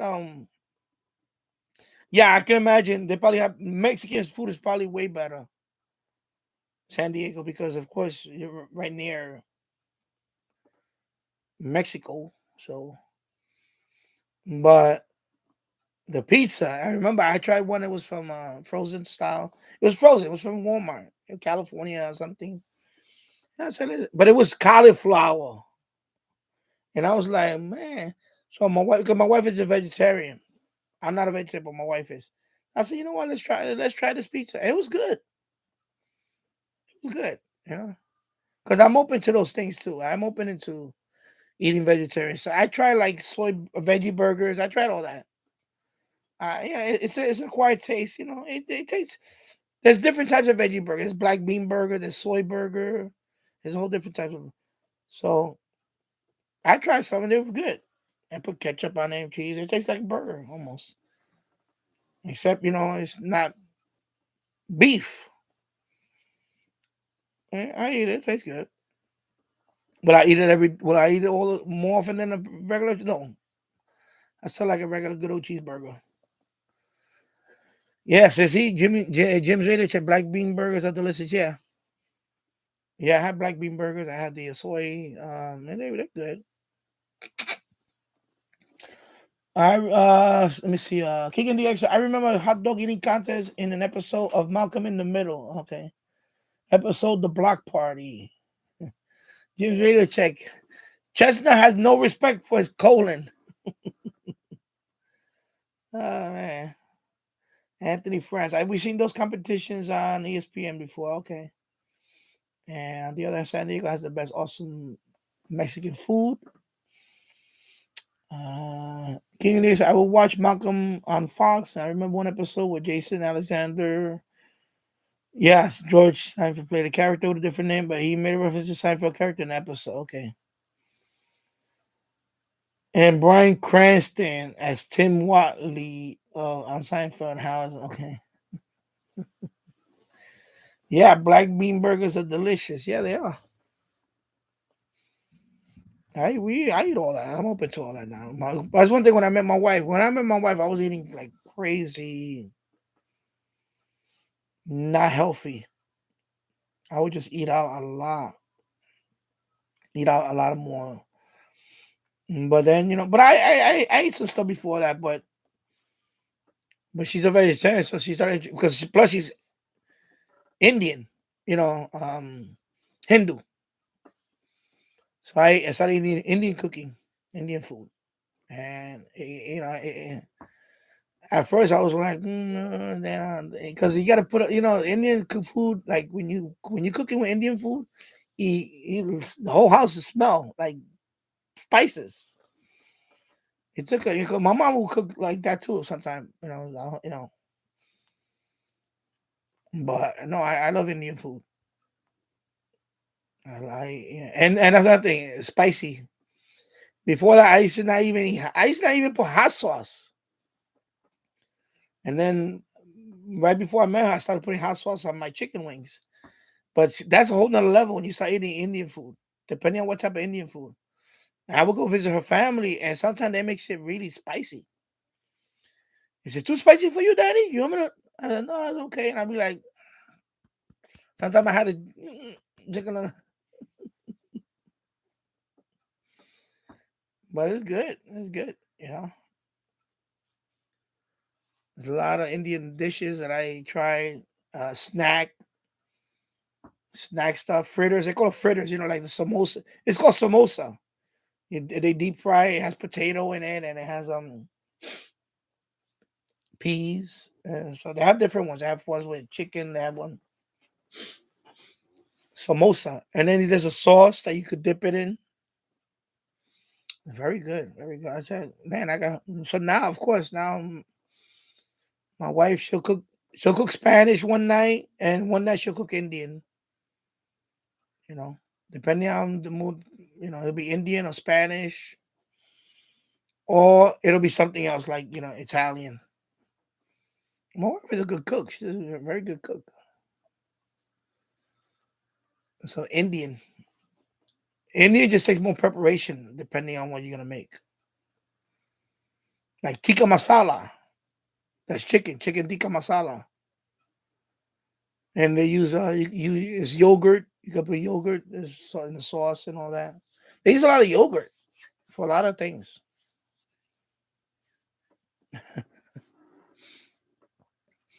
Let me go back up here. Or Watley Art Vandalay. Okay. King of the X, I had black bean soup. Vandelay Industries. Okay. And later import and export. Okay. AG Penny Packer. What Delay Industries? I said, okay. I'm getting lost now. I was in the pool. Significant shrinkage. Okay. I'm getting lost now with the chat. Oh my God. I had noise the last couple of nights too. Let me see how it is now. Let's see how medium wave. Oh my God, last couple of nights. I wanted to make a video 2 nights ago with the Zenith. I was gonna do a whole AM band scan, but it was too noisy that night. Because then more people putting their lights out now. My neighbor now has lights right next door to me. They put a whole bunch of lights in the front, and their lights blink. So everybody's getting really, because now we have more lights now. We bought more lights the night before. 2 days ago we bought more lights. Yeah. It was no Monday. I bought more. So now it's the noise is crazy sometimes. So you got to put up with it for a few more weeks, and then once the new year hits, everybody starts taking down their Christmas lights, and hopefully it'll be okay. And then behind me, they're chopping down more trees. They're chopping down more trees behind me now. So I'm gonna do updated videos soon. And when until they're done, so you can see how much trees they chopped down on this side of the Yonkers. Where I show you the trees at with the MFAD and all that. But on the other side, they chopped down a whole bunch. Now you can see all the way the street that was all the way up the hill. You can see it now. I don't know what they're gonna do there. And I was thinking there was a time when I wanted to run a wire from that area straight down into my yard. But that's all gone now. They chopped down all those trees. I'm hoping they don't do it on this side. Because I want to run another wire. But I have to be very, very discreet on that one. That one is because I want to go way up there. I want to do like 100. No, not even 100. I want to, because this is a medium wave. I want to do like well, it's not going to be it's going to be a long wire, but it's not going to be low to the ground. That's the problem. But I want to do it for medium wave. I want to point, but I want to point it the other direction. That's what I want. But right now, the infrared is going this way, right? So broad infrared, right? So if it's going down this way, the signal is getting the signal from the broadside. Yeah, the broadside. So I'm getting signals from east to west is the strongest. North to south is not that much. So I want to put. No, it's not in danger. It's okay. The tree, because they're chopping trees all the way on the other side. But I wanted to do one going the other way, so I can receive north and south. Because right now my infrared is east to west. It's pointing north to south, but I'm receiving east and west. That's what I get. But I want to point, and I want to make another one pointing the other way, so I can receive north and south signals more. But that one I can't do it because if I do it, it's gonna be all the way up the hill. Where they working at now, I can't do it right now. I have to wait till they're all done and see how much. And that one I will have to do it. That one I have to be on a down low. That one I have to get black wire. Not that NFED that I wire that I have. It has to be black wire. Gotta buy a spool of it. I don't have at least 150 feet. Something like that.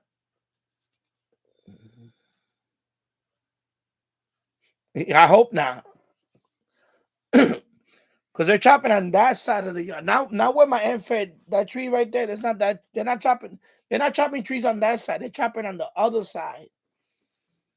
And I'm gonna make a video. I'm gonna show you what they're doing. I'm gonna go on the roof actually because I want to see it from the roof. how much land they cleared. They chopped down a lot of trees. I think over 20 trees. Some of them were big. Some of them were like, I think some of those trees were almost 100 years old. Big trees. They chopped them down. So they're doing something major. They're gonna do something major on that side. I'm just hoping they don't come all the way this side, and then oh my god, and then because I like the trees behind me. I like all those. I like to it's like my little place of it's quiet. And if they're gonna build something there, I can only imagine what's gonna be. Is it gonna be like a house, more houses there or something? I don't know. I don't know. Cause right now the people that are working there, they just specialize in tree removal. Because I saw their truck. It says something is a company tree removal service, and all they do is clearing land. They just knocking down a whole bunch of trees. So I'm like, man, I hope they don't come this way and start messing with all these trees over here. Yeah. But I always said in the video, if they cut down the tree that's next to my house, I don't care. Let them cut it down. I'm not gonna stop them because that tree actually is if that tree ever falls on this property, oh my god, major damage. But Jim's ready to check. Poppy, Poppy's a little bit sloppy. Poppy peed on my sofa. Oh my god, Jim's ready. George Fathers goes. George Father goes. You got me lying. Oh my god.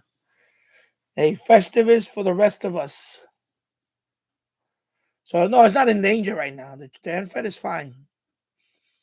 It's just that they're chopping on the other side because it started a few weeks ago. It was right after. It was about 2.5 weeks ago now, almost 3 weeks ago now. We had surveyors that were back there. Right after I put the NFED up, there were surveyors. All the well, and I'm looking at my wife. I'm like, what are they surveying City of Yonkers? What are they doing back there now? So I told her I think they're gonna build something because they wouldn't be surveying for no other reason. And then a couple of weeks after that, these people showed up with the tree clearing, and they brought a big mulcher. So they brought it out, and it's a huge. It's like a trailer, and they will put trees in there and gone. So they're chopping down some serious wood. I mean, there's logs over there, and I'm like, damn, man, this is like, it's kind of sad because I like my little place of nature, and now it's those trees probably been there for decades. Now they're gone. It only takes a few seconds to knock down a tree that took decades to grow. So it's kind of bittersweet. I was like, damn, this tree's been here for. Uh, this tree's probably been here since this house was built, and now is they're gone. The antenna police.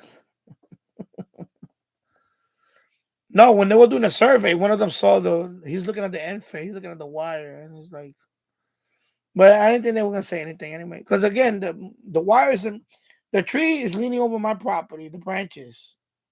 So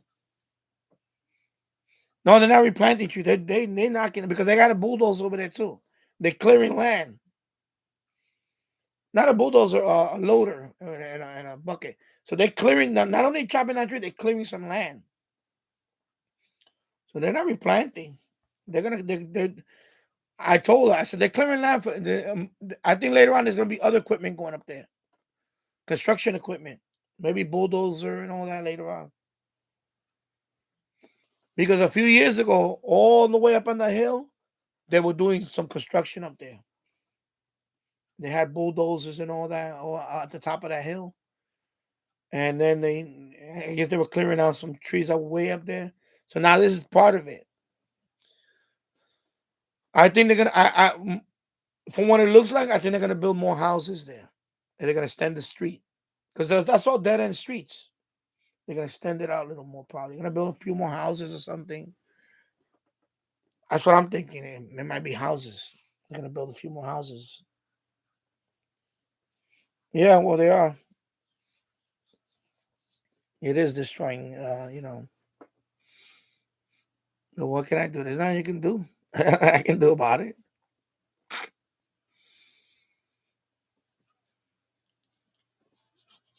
Because all around me, they're building they're building housing all over because Yonkers is growing. Yonkers is a growing city. Like I said before, we were number 4 in New York State. Now we're number 3 in population in New York State. We just passed Rochester, New York, in population. So we're number 3. So Buffalo's number 2. But we're a long way from Buffalo. Buffalo, I think, is 400,000. We're at 215, 220,000, I think it is. Yeah. I mean, yeah, but I mean, like I said before, we're looking into moving somewhere eventually because the pandemic. What happened with the pandemic? A lot of people left New York City and they came. A lot of people left the state, but some people came up here to the suburbs. They came to Yonkers, Westchester County, or they went further up to get away from. Excuse me, to get away from New York City because the pandemic really drove a lot of people away from New York City. I remember during the pandemic, New York City was the number 1.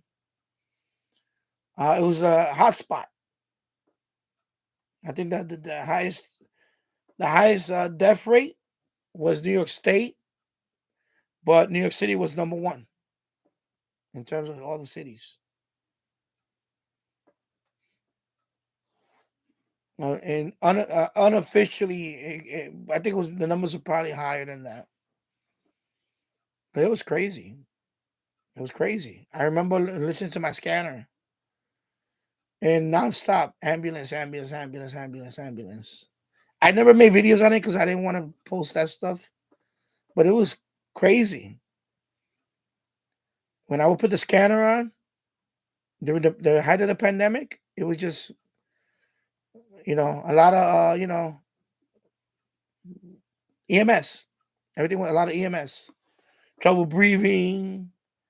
Yeah, a lot of trouble breathing, stuff like that. And of course, a few of them, I heard some of them, dead on arrival type stuff. I didn't want to post that stuff. It was too more. It was too morbid. It was sad. Listen to that stuff. I was like, what? It was depressing. It was very depressing. Listen to that stuff. And I was hearing it. I was hearing it on the scanners. I was listening to it. I would leave it on. Just let it. And it was EMS. Everything was EMS. It was a lot of, like I said, breathing. A lot of it was trouble breathing. And of course, they had to take precaution because, at that time it was at the height. And then, of course, when you see the news, I don't know how much of it was true, but there was some people that they couldn't even, if they were dead on arrival, they couldn't even bring them to the hospital.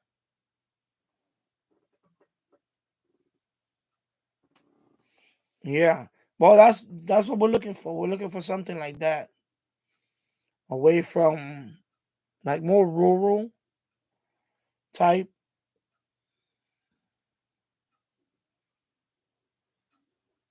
Yeah.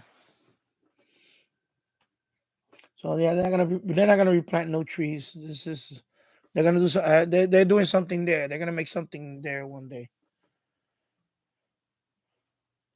And I suppose it because it's cheaper than yeah. Well, it's not that much cheaper living in Yonkers. It's still expensive to live here, but I think it's just crime. There's less crime here than New York City. And over here, because New York City, uh, even Bobby brought it up the other day on the chat on his live stream. I went to the bodega the other day. I was there the other night, like night, yeah, was it the night before? Over here, the stores by law, unless it's a convenience store like 7-Eleven, 7-Eleven can open 24 hours a day. But everything else has to be closed by midnight. That's the latest they can stay open, midnight. In New York City, 24 hours a day, they can stay open. So, of course, over here, by midnight, those people that are, whatever, doing whatever, they're not, the people that, there's not people hanging on the street in Yonkers, all night. Now, in New York City, you got people always outside, hanging out, whatever. I used to hang out, late, people I grew up with, But in Yonkers, not that way. After midnight, a lot. After midnight, well, most places close at 8 o'clock. 8 o'clock, 8 o'clock, 7. A lot of these bodegas close around 7, 8 o'clock. Some of them open till. There's one that stays open till midnight. There's two of them actually, and after that they have to be closed. Midnight by law, they cannot stay open 24/7. In New York City, it's 24 hours a day. They can stay open. You know, the only thing that stays open here 24 hours a day is 7-Eleven or convenience store, like gas station type convenience store. If they're located near a gas station, that type of place. But that's it. But so that too. So there's less crime here because of that. There's still crime here, of course, but not to the degree of New York City or Chicago, which is even crazier. But there is some crime here, but not as bad as New York City. No. So people leaving because of that too. Crime. That's a big. That's a big one. So again, my house is the last house on a dead end street. Behind me, there's nothing but trees. I like that. It kind of, even though it's a city, it feels more, I wouldn't say rural, but it's more quiet in this corner. Now, if they start building those houses there, it's going to be a lot more people. I mean, it's going to be a lot more noise, a lot more people roaming around, and, yeah, you know what I mean? So, yeah, I don't know what they're going to make there. Anthony France, it's like that near too. Trees gone, farmland gone, apartments and houses there. Yeah, like when I went to Claremont. When I went to Claremont, I went to the Citrus Tower. It's a landmark there. It's the tallest structure in Florida, right? Anthony, you know what I'm talking about. Yeah. It's called the Citrus Tower. So they show pictures of the Citrus Tower when it first was, it was nothing but farm, orange grove. Orange Grove. Now Claremont is rapidly a lot of housing is going up in Claremont.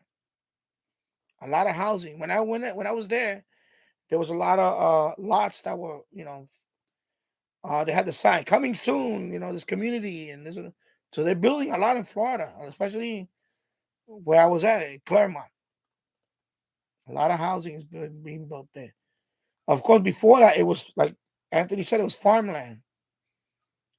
I know in that part it was orange farmland, orange groves. So yeah, it's kind of sad to see that, and now all this housing going up.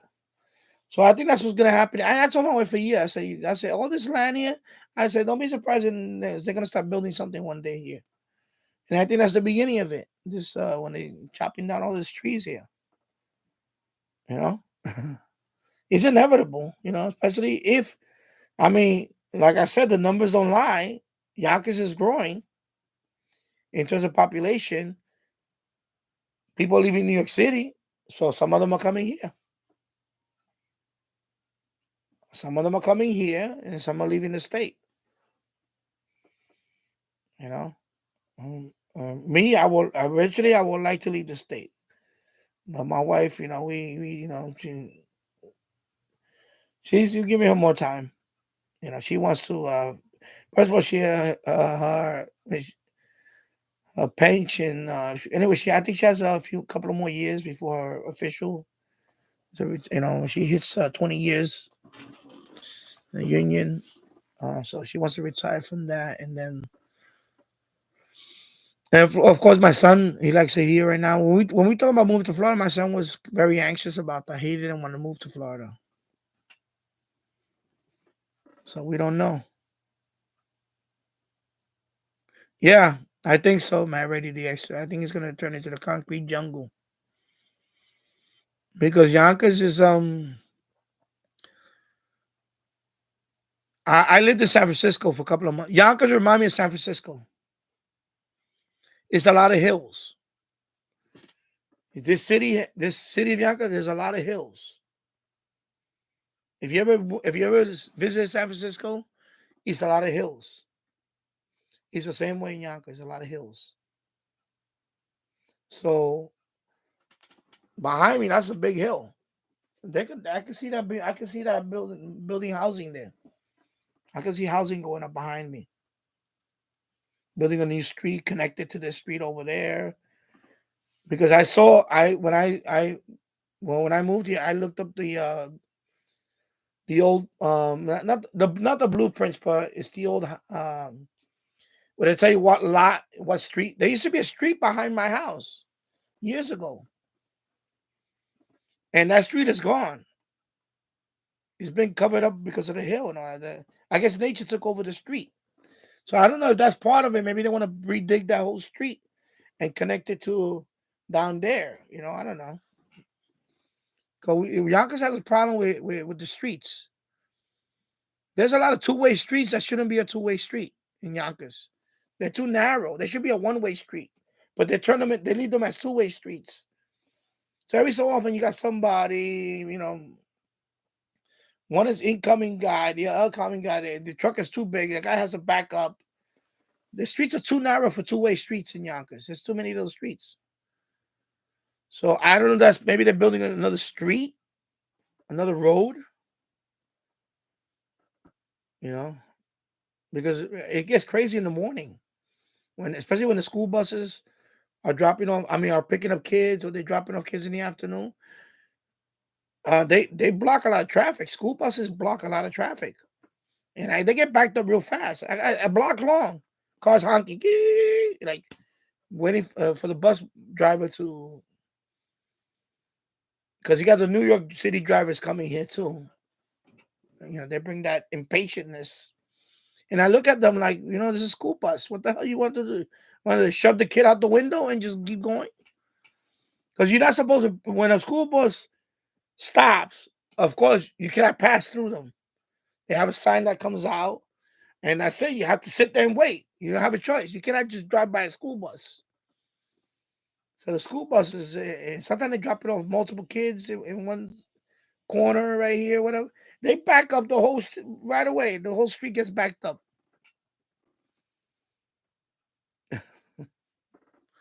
It's crazy, but we have too many streets that are.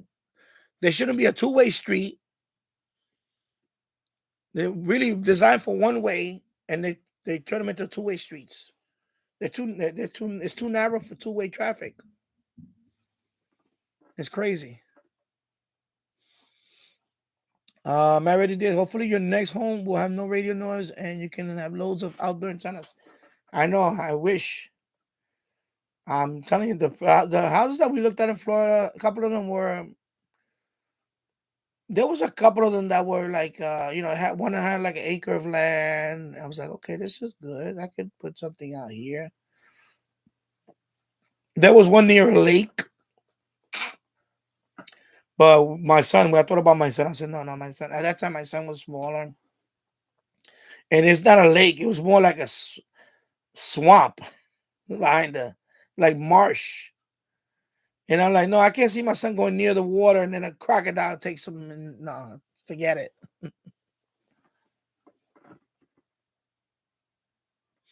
Yeah, I haven't seen that here. I haven't seen nobody pass a school bus here. But then again, like I said, the streets are narrow. When a school bus drives in that street, I say there ain't no car passing them by. Streets are too narrow. Unless you're gonna drive over the sidewalk. Over here, when the school buses stop, there's no traffic. You gotta wait. That's it. You don't have a choice. Because I'm telling you, it's a one-way street, and they have it as two-way traffic, which makes no sense. It's not designed for that. It's only designed for one-way traffic. You know, you're trying to put two lanes. You're trying to squeeze two lanes of traffic into a one-lane street. It's not gonna work. It's gonna be congestion, and that's what happens with the school bus. Because not only they can't pass, the cars that are coming the other way, they can't pass them either. They have to just stay. They have to back, and they have to back up because the school bus has to go through. It's crazy. It's like the worst city planners we have here in Yonkers.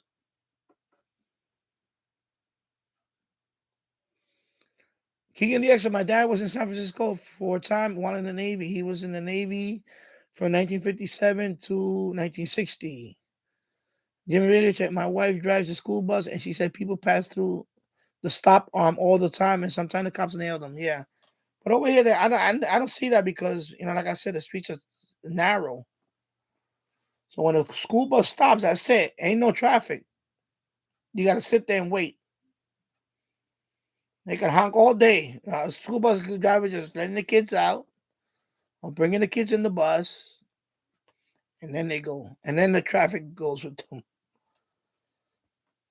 So I don't know. That construction could be building under the street, another road. I don't know. But we're looking into yeah. No, I know it's a stiff fine, a stiff penalty for that. And I think also, and I know in New York, I think you lose a point. I think you lose a point on your license if you pass a school bus. It's not only a fine, I think it affects your point on your driver's license.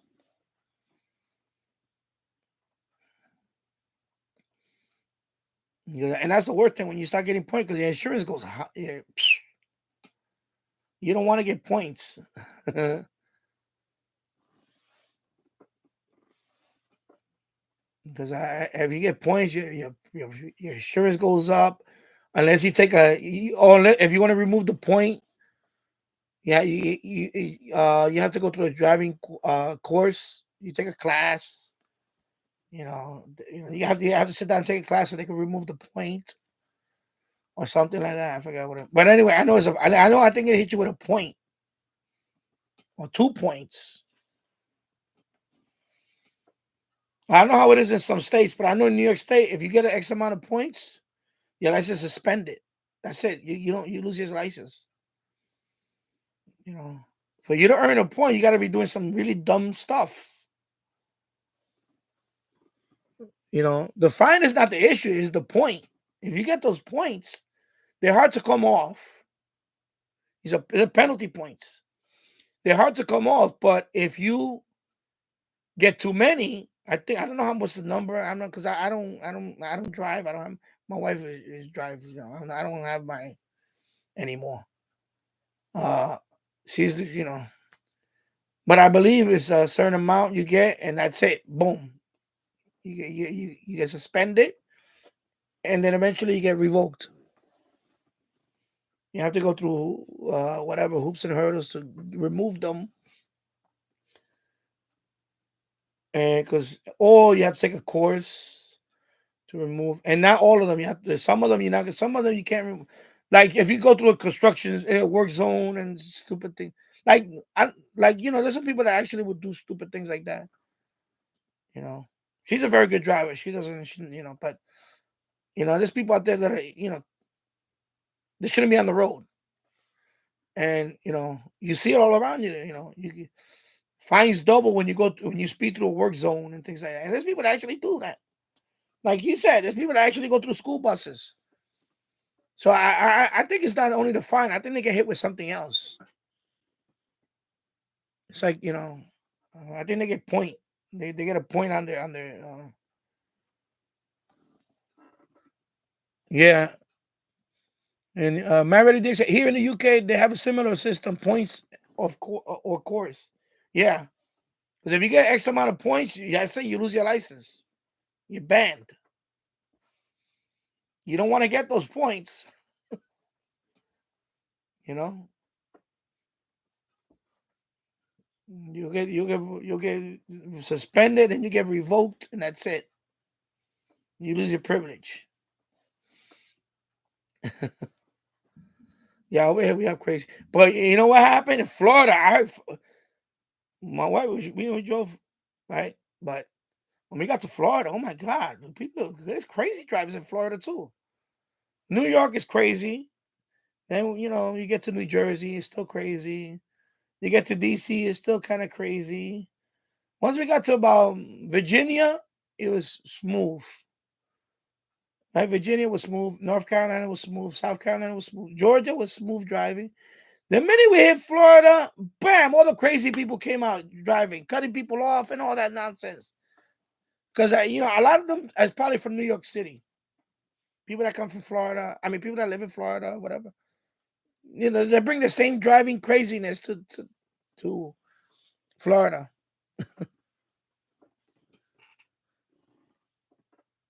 So that's what happened. The minute we hit Florida, the minute we went into Jacksonville, when we were in Georgia state line, Florida, right there, Jacksonville, people cutting me off, cutting you off, cutting me off, and all. I'm like, what the hell's wrong with these people?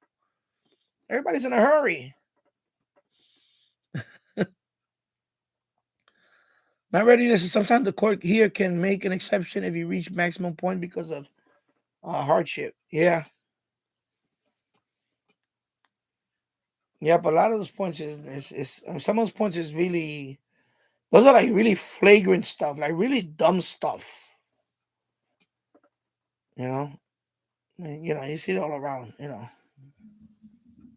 There's people like that. There's people that just The other day, same thing happened the other day. My wife was trying to get. My wife found a parking spot. She was backing up. This guy went right behind her and and he's honking. And then, he just tried to sneak in there, take the spot. And then my wife said, okay, no, well, let's just take the other spot. And I'm like, yeah, I was gonna get out the car. I was like, yo, what is your problem, bro? Like, seriously, I was just gonna what the hell, yo? She said, no, no, don't. I said, no, I was gonna get out the car. I was gonna get out the car. And there was two guys in the other car. Idiot. So then, we took the other spot. We had to put the meter in. The meter, put the money in the meter. They drove away. All of a sudden, they just started, giving me the bird because because they're driving away. Now, all of a sudden, they have courage. So they're in their pickup, like, And I was like, why don't you come back here and do it in my face, so I can take that finger and shove it where the sun don't shine. I can take that finger and shove it where where because they were like honking my wife, but then they didn't see. And I got out the car. I looked right at them. I said, are you the one you honking at me? Are you serious? So they were like in the car like this. And then when they went away, when they drove away, that's when they were like, I was like, get out of here, man. Because these people, he's nuts. My wife's backing up. He just cuts in there. He has the nerve to honk at her too. And I'm like, man, this is why I look forward to going away somewhere quiet. So many crazy people on the road. Yeah. And yeah, exactly. You see them all around you, tailgating people. I'm like, why is we driving? Was like, why is this guy right behind this one over here? What is wrong with these people? You know. So that's what the guy. She was backing up because somebody left that spot. She was gonna take that spot, and she was gonna back up and say, somebody else got to cut in there right away. He's honking like he's like, get the hell out. And I said, yo, what is this guy for real? I got out the car. I was gonna get out. And then finally, when I got out the car, I looked right at them like, are you the idiot that's honking at us? Said, so they didn't say anything. They were just in their car like this. And then when they drove away, they all of a sudden they got courage. And I said, once you get out the car, you honk at me now. I can rip that horn and shove it up your ass. I'll give you something to honk at. Sorry, there goes a PG rating. Because I hate that. I hate people like that. He's just behind you. And like, you know what? Go around, bro. If you're in a hurry, go around. Don't be behind me. Go around. You want to kill yourself? Go around. Go.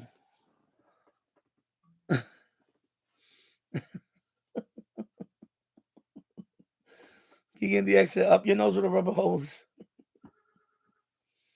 Man, ready the exit. Give it to them. No, but they really got under my skin with the honking. And I'm like, okay. And I'm looking at my wife. I say, yo, are these people for real? So we put in the spot. I came out right away. I looked right at them. Like, and I said, yeah, I'm looking at you. Like, you don't see that we're backing up into the space. You're going to come and try to take the spot? Are you kidding me? And I'm still looking at him the whole time while she was putting in the money, and I'm waiting. And then they pull away. So they honked that time just to be there for like 10 seconds. Because we put our meter for like an hour. You know, we're going to be there for an hour. They just took the spot for like 10 seconds, like maybe not even 5 minutes. And then they left. So you're making all that noise because you just want to be there for 5 minutes. And I think they left because I kept staring at them. I think they were going to stay there. And I think what happened was when I was staring at them, they probably said, okay, I need to get out of here because I think this guy's going to get in my face. That's why I think they left. I think they left because I was staring at them like, are you the one that was just honking at me?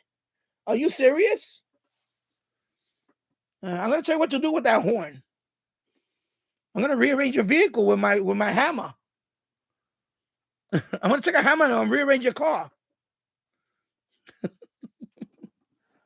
Which I don't have, you know. I told my if I ever have my own car, I'm gonna build it like Mad Max. I'm gonna put Kevlar. I'm gonna put steel on it, so I can ram it into people's car. I don't. Oh, I'm sorry. Oh, did I scratch your? Did I scratch your Tesla? Oh my God, I'm so sorry. I'm gonna have a battleship of a car. I'm just gonna go in the parking lot. Scratch everybody's car. Oh, I'm sorry. You were so close to my side of the parking space.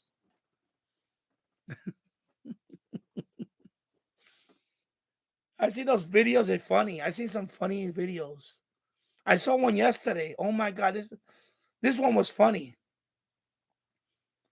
It was on it was on TikTok. It's freezing, right? It's cold, it's freezing. So the guy poured, I guess so the windows are frozen. All the windows are frozen. He poured boiling water on the window. What do you think happened to the window? It blew up. I don't know if he was trying to thaw his vehicle. I guess melt the ice on the window. The opposite happened. That water was too hot. So the window's already frozen. And the window blew up. It went. The guy just went like.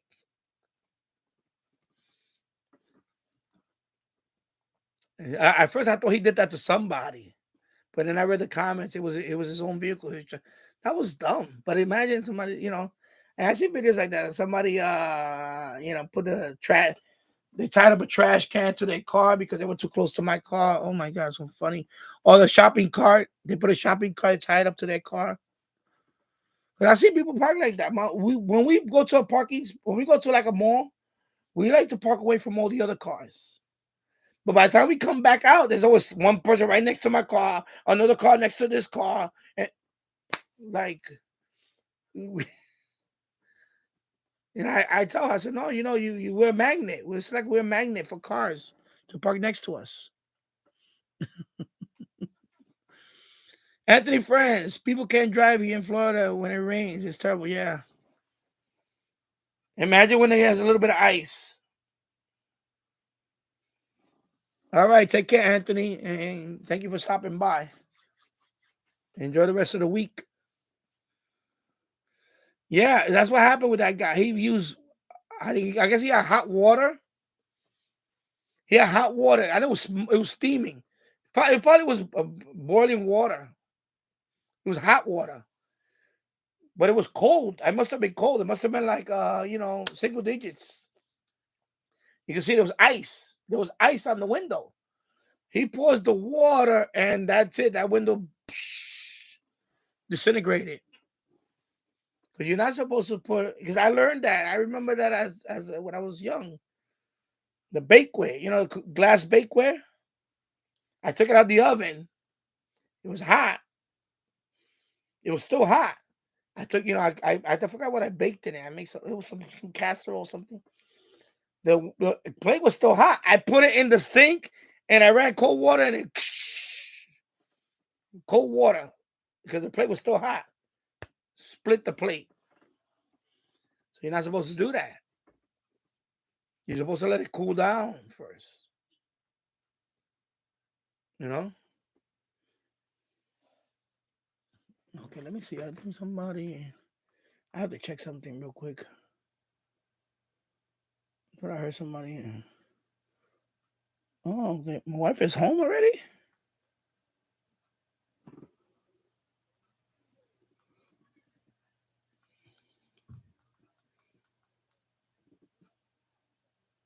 Oh. Okay, my wife is home already. Yeah, it's best to scrape it off.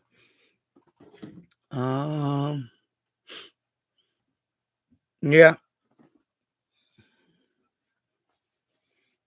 Yeah, my rated dear said that's why I don't use water for a frosted windscreen, even if they're warm, because it could cause damage to the window long term. Yeah. Yeah, but the way this guy did it, I think the water was like boiling. It was hot. The water was hot. He had it on a pitcher. And it was the driver's side window is a sheet of ice on it. And he poured that thing in there. That's it. That thing disintegrated. It disintegrated right there. Yes, that's too much of extreme temperature. But I learned that from a long time ago. You don't do that with glass. Any type of glass. Yeah, I know. I was gonna ask you about that, but I figured because you told me you're still going over you have a lot of footage from before. So I figured you was going through all your footage first before you started posting about the antenna. No, this is no rush. Anyway. I have not done videos on the SV2C ZF antenna because it's too cold out at the moment, -1 degree at night, when meter conditions are the best. My radio said yes, the old stuff and the Mala hit to get done. Yeah, I know you're still posting a lot of videos on the Mala hit, and I know you have some with and of course the what is the name of that radio? You I can't even pronounce it. UPerty? What is it called? Your handheld. What's the UP Teru. Okay, UP Teru. I'm trying to pronounce it. That brand. Yeah, that brand. I like that radio, man. I looked into that radio. That's why. What is the frequency range on that radio? That is the scanner, right? Like a scanner? 30 megahertz. No, not 30 megahertz. UP Teru. Okay, UP Teru. Oh, you could do medium wave. So 0 to 2 gigahertz. Oh, okay. Yeah. I looked into that radio. I went on eBay, see if somebody was selling it. But when you posted, I said, man, I like that radio. That's a nice little radio. So I was looking into that radio. I forgot that. Yeah, so it's okay. So it's a wide band radio. Nice. Yeah, so it's 0 to 2,000 megahertz or 2 gigahertz. Okay. Yeah, because I was like, man, that's a nice little radio. And because I don't have anything like that handheld for receiving. And the antenna is what? BNC? You got the BNC, right? It's BNC. Yeah. Yeah, and I figured that it's not gonna be very good on medium wave, but it's good like for at least a VHF. 11 meters, yeah, 11 meters. Okay, 11 meters and VHF. Okay, because I'm looking to get a handheld scanner because I have these scanners, but I want to get a handheld one. And I had looking at a couple of them. Of course, that's analog too, right? Analog. I was looking for analog, handheld, a scanner for around that for the at least for the 11 meter and above.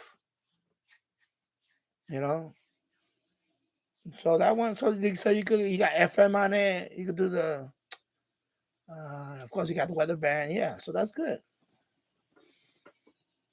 Oh, okay.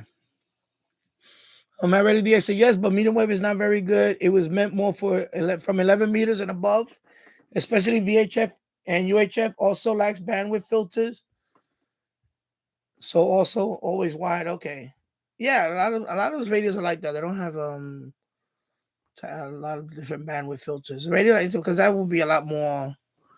That would cost a lot more. Yeah, like this, like it's like these scanners. They don't have no filter. They don't have no bandwidth thing. They don't have. It's usually automatic, but it's not. It's still wide, like you said.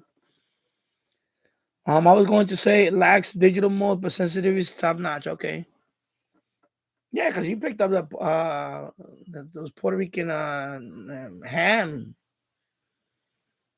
or digital was it? Because that's 11 meters. Yeah, but that's pretty good though. That's pretty good.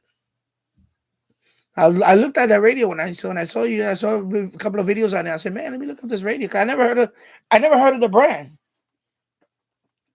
So I looked it up. I saw. I think let me check where I looked it up. I don't. Let me see. I don't think Amazon has. Let me see if I put that in Amazon, what comes out. What is the that brand?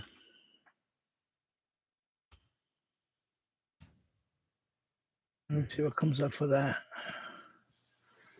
Oh, so they also make Let me see that. They make on Amazon. They have the golf swing trainer. What is that? I think the furthest I got what I got was Chile on 11 meters. Okay, that's pretty good. That's yeah, South America. That's deep South America. It's the same brand. Okay. Yeah, so definitely eBay. I think it was eBay when I saw it. Okay, so eBay. Actually, let me look it up on just Google. See what comes up. Who else sells? I know it was eBay that I saw it too, but let me see.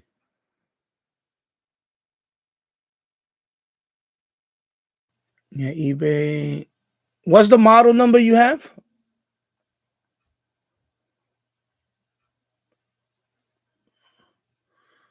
Which one you have? The 7100. Okay, 7100. Okay. So and 7100. Okay, right here. Yeah, so eBay. $159. I seen one for 159. Yeah. Used. Okay, 159. About $159. There's one for 149. Let me see. Okay, yeah.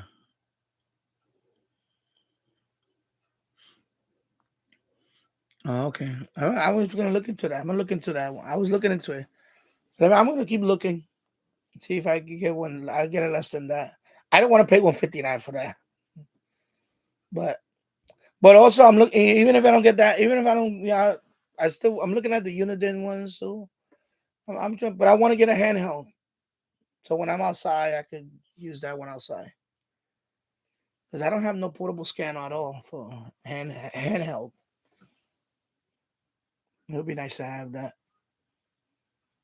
Pretty cool though. I'll be right back. I'm gonna go upstairs for a minute. I'm gonna check on my son. I'll be right back.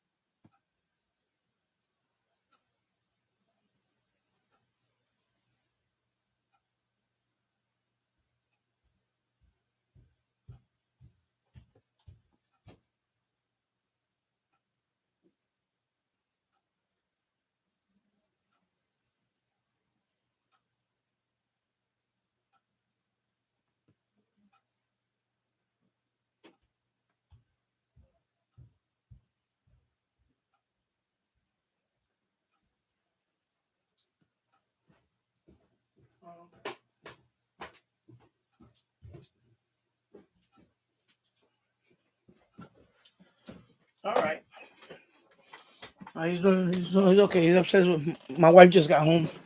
She got home early today. Wow. They're upset eating McDonald's. He's happy. He's home. He's happy.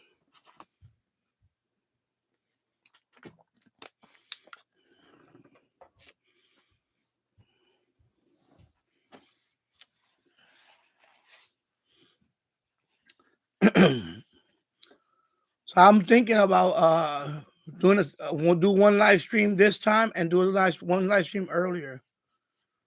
But let me see. Oh, hello, Michael.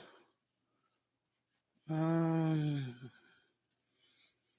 everyone. Did you hear the news about 103.9 WFAS being sold to VCY America? No, I have not heard that. I have to look that up. WFAS. Okay. Don't they have? I'm thinking if that's just, they have. Don't they have medium wave? That I have to look that up. I don't heard of it. WFAS or FAS. Remember the extra 159 is the right price in my opinion. I would go for that in good condition. Returns accepted. Mine was around. So if you think that's a good price, then okay. Oh, okay. Because I looked at when I did the search for that, they also have let me see, what are the other models they have? They have a 7200. Well, I don't know what that is. I have to look up into that. I see there's a 7200. But,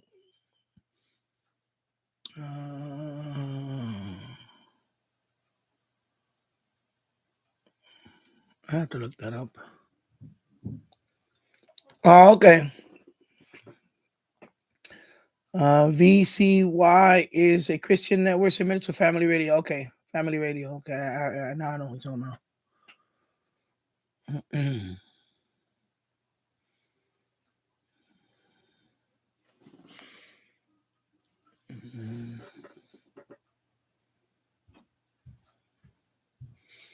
Oh, okay. See, I gotta get into that Discord thing, man. I have to see. I have Discord account. I have to. Yeah, I gotta give me a Discord account so I can look at it. If you guys have Discord, because I have to look into that. Because I have a Discord account, but I just don't use it for anything. I don't have, you know, I have it. So you can DX on Discord. Okay. Yeah, so I have to look you guys up. Because I have a Discord account. I have it around 2 years. And it's just, I don't use it. I have no use. I don't know. I just like, my Discord. I have to go to all my links page. Because this is all my links. You guys have a page like all my links where you put all your links in there, all your social media and all that. Because you should have one. You guys should get that. If you guys have one. Like Linktree. And you can put all your social media in there, and I can go in there and I can just follow you everywhere. I can follow you in everything. So let me see if I have my Discord in there. My Discord link should be in there. I have a Telegram link in there because I got Telegram, but it's old. Not old, but I only have one for crypto, but I have Telegram. Let me see if my Discord is in there. It should be all the way at the bottom. Yeah, it's right here. Okay. Danny Shortwave and Radio DX Discord. So, hit my microphone. So I'm gonna start putting up all my links link in my description, and there you go. I have all the links you want to follow me on anything. Here's an invite link. Okay. So I'm gonna do it after the stream is over. I'm gonna check out. Anyways, but this is all my links. If you guys have all my links page, send it to me so I can follow you on everything. Whatever you want, I follow you. Like if you got all my links page or Linktree, Link, I think it's link.tree or something like that, or link tr.ee. I forgot what it. Anyway, Linktree. There's those pages that have you can put all your social media links in there. So this is mine, all my links, and but if you have one, let me know. I'll follow you whatever thing you have. I have because I got stuff here like other social media stuff in here, like I have like let me see what is I have a lot of stuff. I have Odyssey. I have let me click on it. Let me click on first. Let me click on this one. Invite link to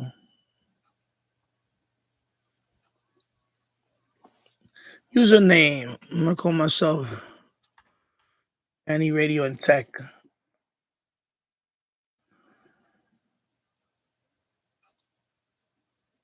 Let me see. Okay. Man, I'm gonna have to do all this. Anyway, let me try it. All this verify stuff. Come on, bro.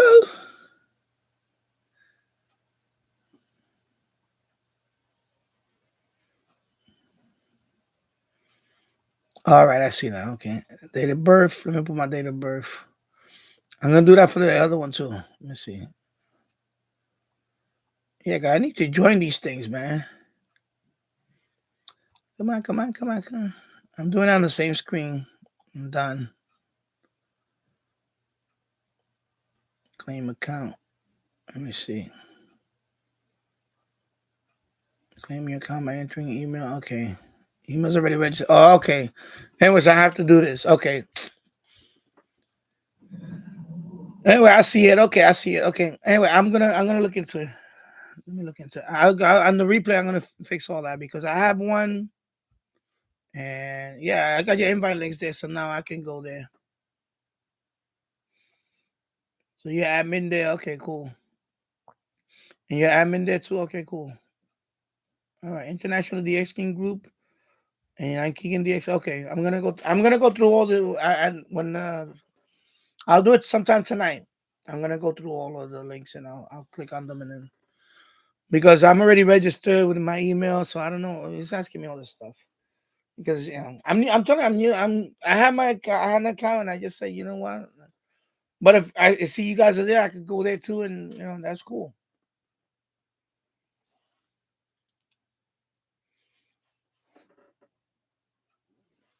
That's cool. I'm gonna go check it out. I'm gonna go check it out.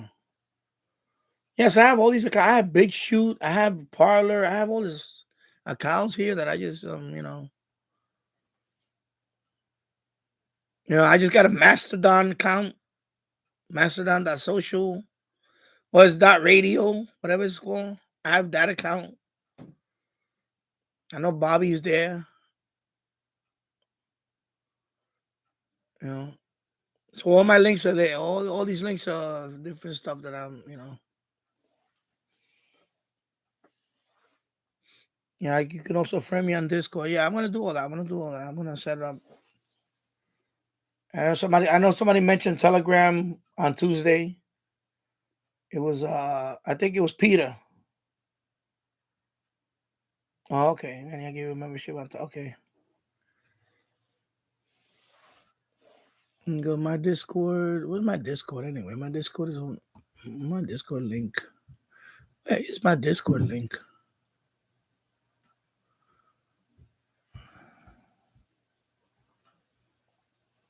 Okay, Todderberg server. Okay. Mm-hmm.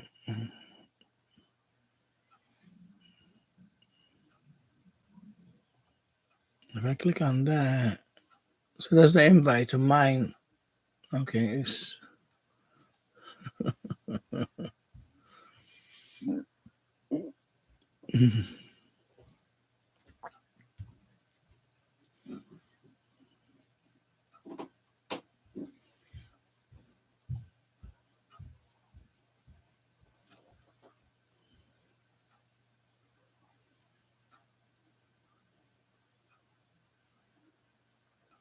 My God, my God, I haven't logged into the account since June 2021. I made my Discord on March 2021. Let me see who's this. Okay, Radio Waves by Tyler Bird. Okay, I'm in there. Okay. All right. There you go. Okay. And then this one is direct message. Okay. Anyway, I'm gonna leave it open for now.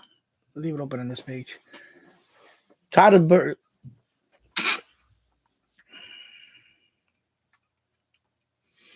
You can easily yeah, I need to this I'm trying to say there's a lot of stuff I need to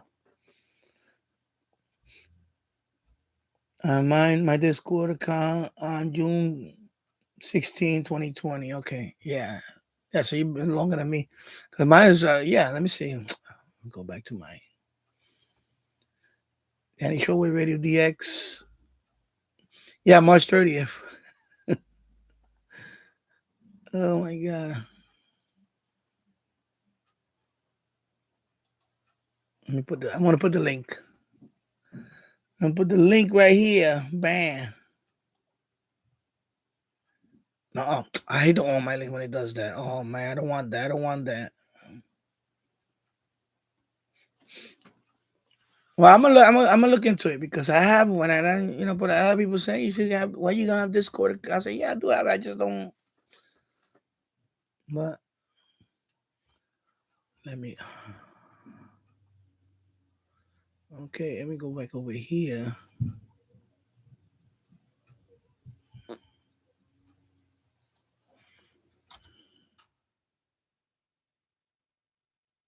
This one.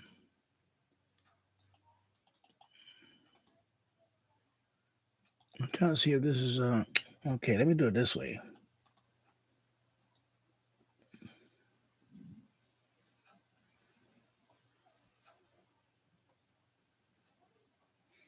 Let me see if this works.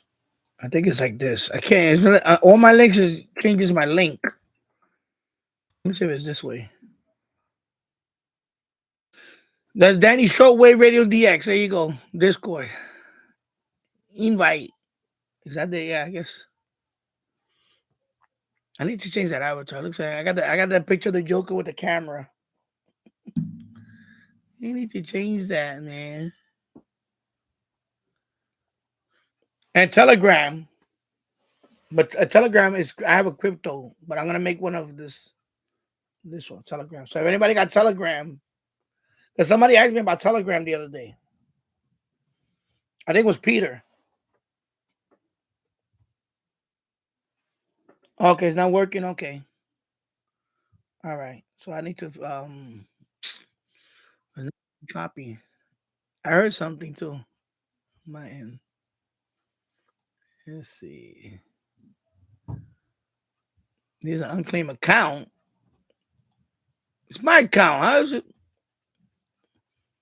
Okay, this is crazy, yo. Anyway, I need to fix this thing. You must claim your account. What is this claim your account stuff? Before you can send messages and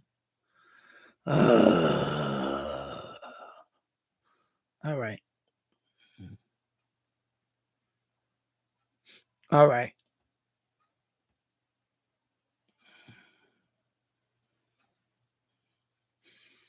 And I look into that. But I got you guys links, so because I haven't until I didn't log into this account for a long time. And then I see that somebody was I only had like two people. I didn't have nobody here. One was the deleted user. One was I don't know who this guy is.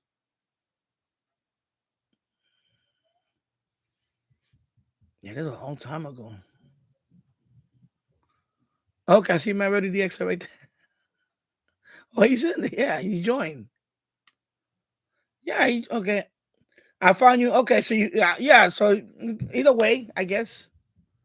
Okay, you found me through the Todderberg server. Okay. Yeah. Anyway, I gotta fix this issue with this. What is this claim thing? I have to claim. Oh, let me go to the. Oh my God, what is claiming nonsense? Okay, it's right here. Direct messages. Let me see. Okay, later. Okay, friends. Pending. Oh, okay, I see. Okay, check mark. Check mark. And check mark. Okay, there you go. Accept. Okay, there you go. All right. Yeah, I got it. I got it. Yeah, I got it. I saw. Yeah, I just saw it now. I'm new to this, man. I even I have it. I'm new to this stuff, man. I gotta get the whole thing going here. Yeah, I saw it on the friend request thingy. Okay, there you go. So what is this? This in a claim account? Claim it before it's lost. How can I claim this account? It's mine. Oh my god. Anyway, I'll look into it. All right, that's cool. And Telegram. Telegram, I have as an app. I know Telegram is an app. I need to install on this one because I don't have it on this one. Telegram account. So there you go. TV Radio 1972. Wave at TV Radio. Hello, TV Radio. I just waved at you. Okay. And then Keegan. Yeah, wave at Keegan. Hello, Keegan. There you go, Keegan. I just waved at you guys. And then Radio Wave.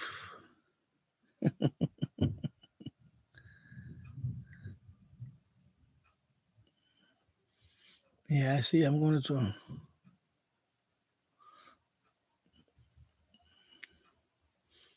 Tyler Bird. Let me see. I'm reading through some of the messages here. Okay. Pretty cool.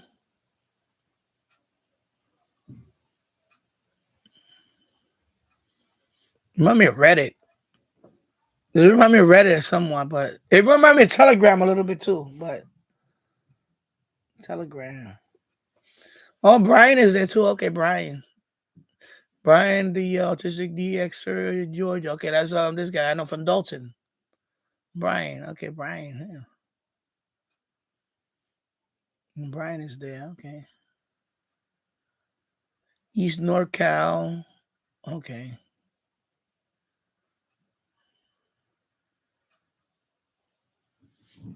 All right, Della. Who's that? That's I think isn't that no? That's not Adelva 65.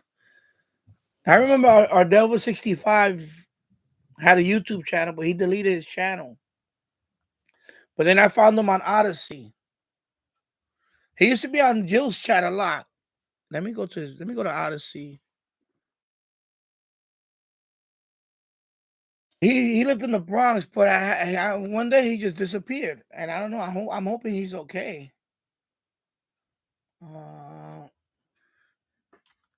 Adel, Adelva 65. I'm trying to check if that's trying to find his channel. Yeah, okay, it's right here. His channel. Anyway, let me put his Odyssey link. He had a YouTube channel, but he deleted his channel. Yeah, I know Tom D. I know Tom DX also. I haven't heard from. So this is Ardelva 65. You remember he used to be on Jill's chat a lot. So his YouTube channel, he deleted it. He lives in the Bronx. We were gonna meet up one day, and I never heard from him again. We were gonna meet up. We were gonna do a video together. Cause he does the expeditions. Ardelva 65. He has the Belka. He has his. He was gonna go right here in Yonkers. He was going. He did one up here. Remember? Yeah. So you know what I'm talking about. Yeah, I haven't seen him in a long time. So I went to his. I found him on Odyssey, and then one day I went to his YouTube channel, and he deleted his channel. So on Odyssey, he hasn't uploaded a video in. Let me see how long it is now. Because I'm yeah, a year. So the last video he posted was a year ago. And I never heard from him again. I'm hoping he's okay. Yeah, Ardelva 65 Radio Adventures. That's his channel. Yeah, I know Two Hands in the Radio. He deleted his channel too. Yeah, yeah. I would like, but he left because he quit. He left because he announced it when he was gonna leave. He left because people were trolling him and he was getting tired of it. And but I want to let that happen. Like me, if I'm not, if I guess if the channel gets to you, it's so much whatever, just take a break. Don't delete your channel. I wouldn't delete my channel. I would not do that. I would not delete because people still watch it. You know what I'm saying? And what I mean, you may well if they have beef with whatever, or if they don't like what YouTube is doing, I keep my channel no matter what. You know, just take a break. Or whatever. But don't delete your channel because there was a lot of because sometimes listen, I don't watch every video that everybody posts. I can't. It's just it takes there's no time in the world that. But I go back. I sometimes I go to Married to the X's channel. I'll watch a video that I haven't watched in a while, or I watch one of his older videos. I'll stumble across it. I watch that one. If I don't, even if he posted it, like I have people that watch my old videos from 4 years ago or 5 years ago, and I'll get a comment on that video, and it's already 5 years old that video, but people go watch those videos too. You know, so why am I going to delete that content? People still watch those videos, old videos too. Not everybody watches the live stream. Some people watch my old video when I reviewed I don't know what radio was it back then, or whatever antenna I had back then, or whatever it was, or I would not, but that also kicking that likes and dislike doesn't matter anymore because they took away the dislike button. Yeah, I know that too. Um yeah, my Radio DX, you're right about that too. I think he was hoping to monetize. He I guess he went into this doing the channel to make money. And you can't go in there like that. You have to go in there with the mindset like Copa was one of the reasons to enter the radio. I got a little concerned too. Was that the child thing? The child Copa. That sounds familiar, Copa. Yeah, but no, but what I do, because I do that here. When I upload my videos, even my channel, my settings, this channel is not for kids. It's not for kids because I curse. It's not for kids. I made it clear from day one. When that Copa thing, when they were doing that whole Copa thing, they give an option. If you put now, this is what you got to do. To be on the safe side, this channel is not meant for kids. That means that it don't show up on searches for that.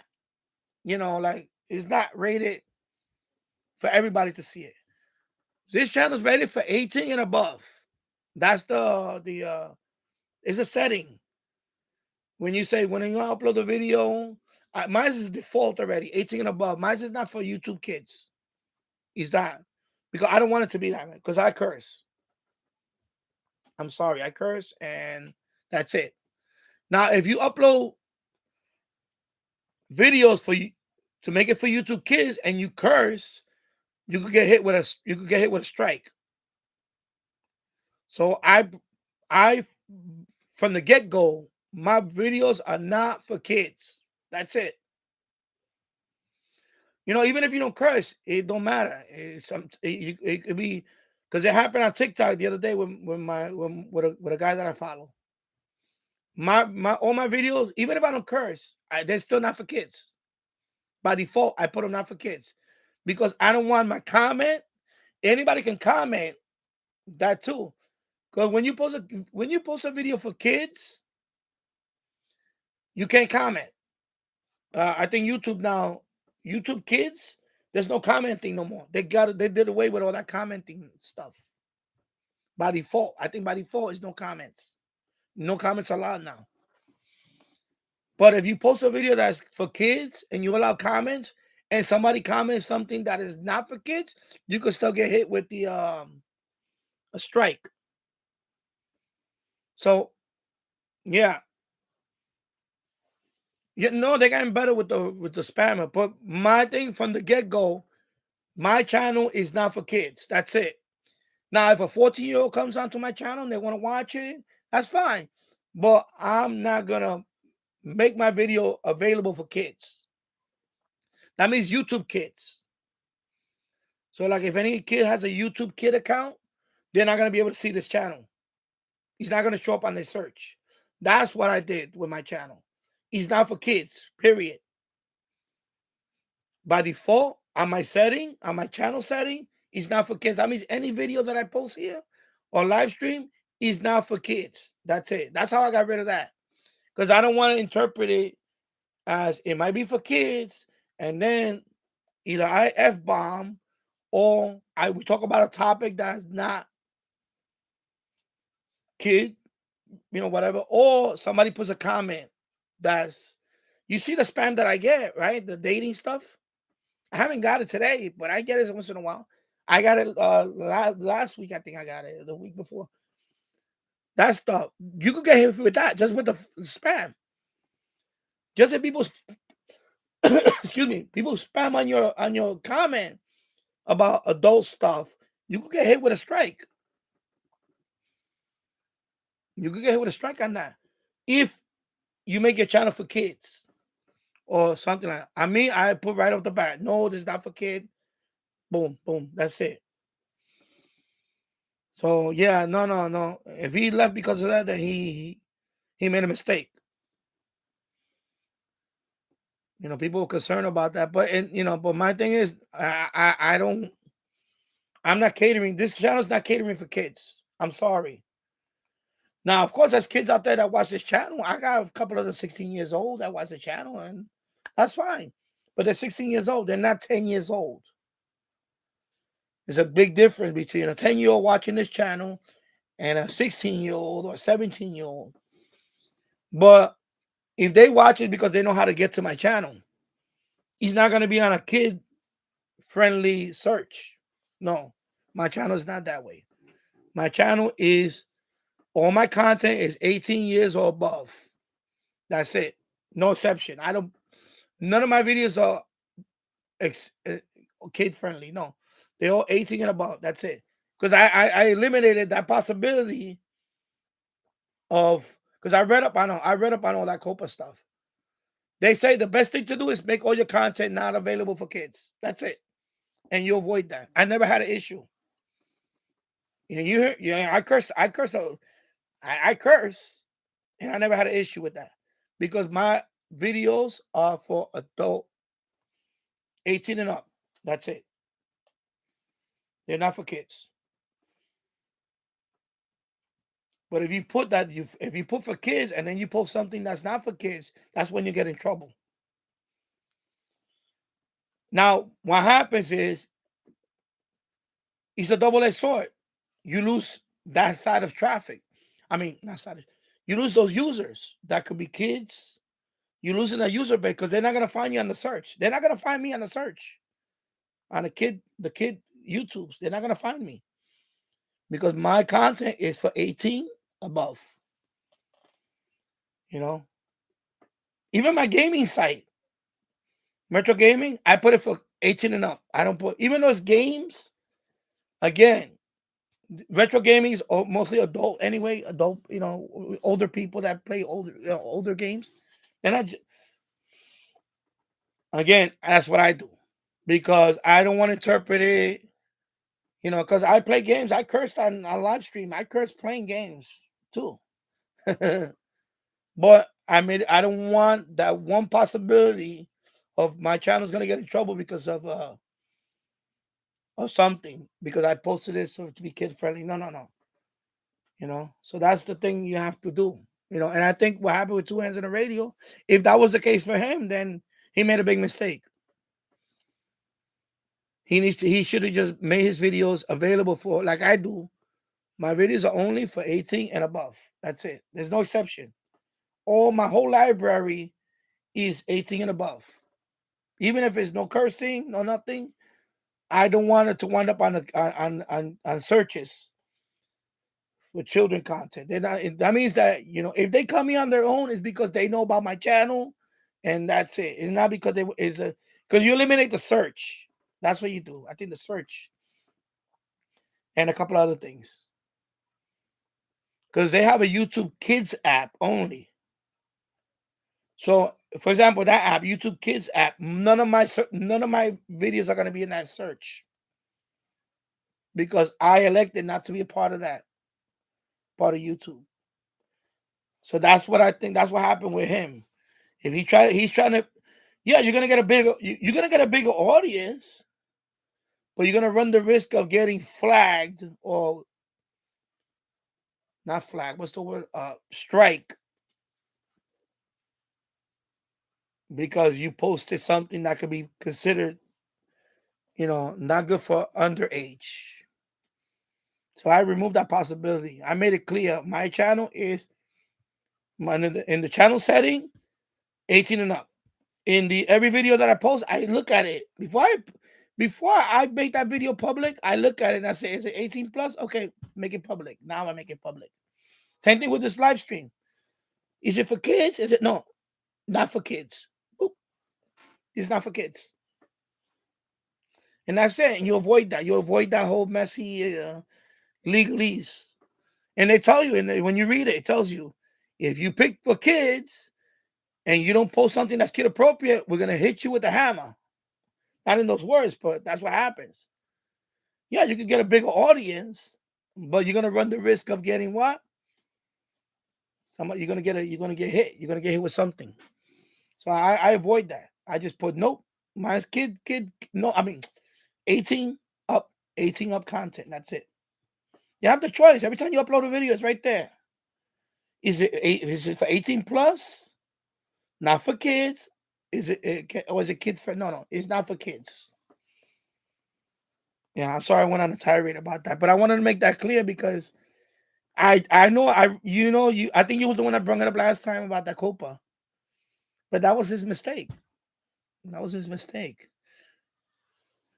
My ready to rate was relying on donations, which was a bad idea, and also blaming Jills, which I thought he blamed Jills. I didn't blame Jills, which I thought was silly. Because before he deleted his account, he was mentioning about some people trolling him. That's what I thought. I thought it was a trolling.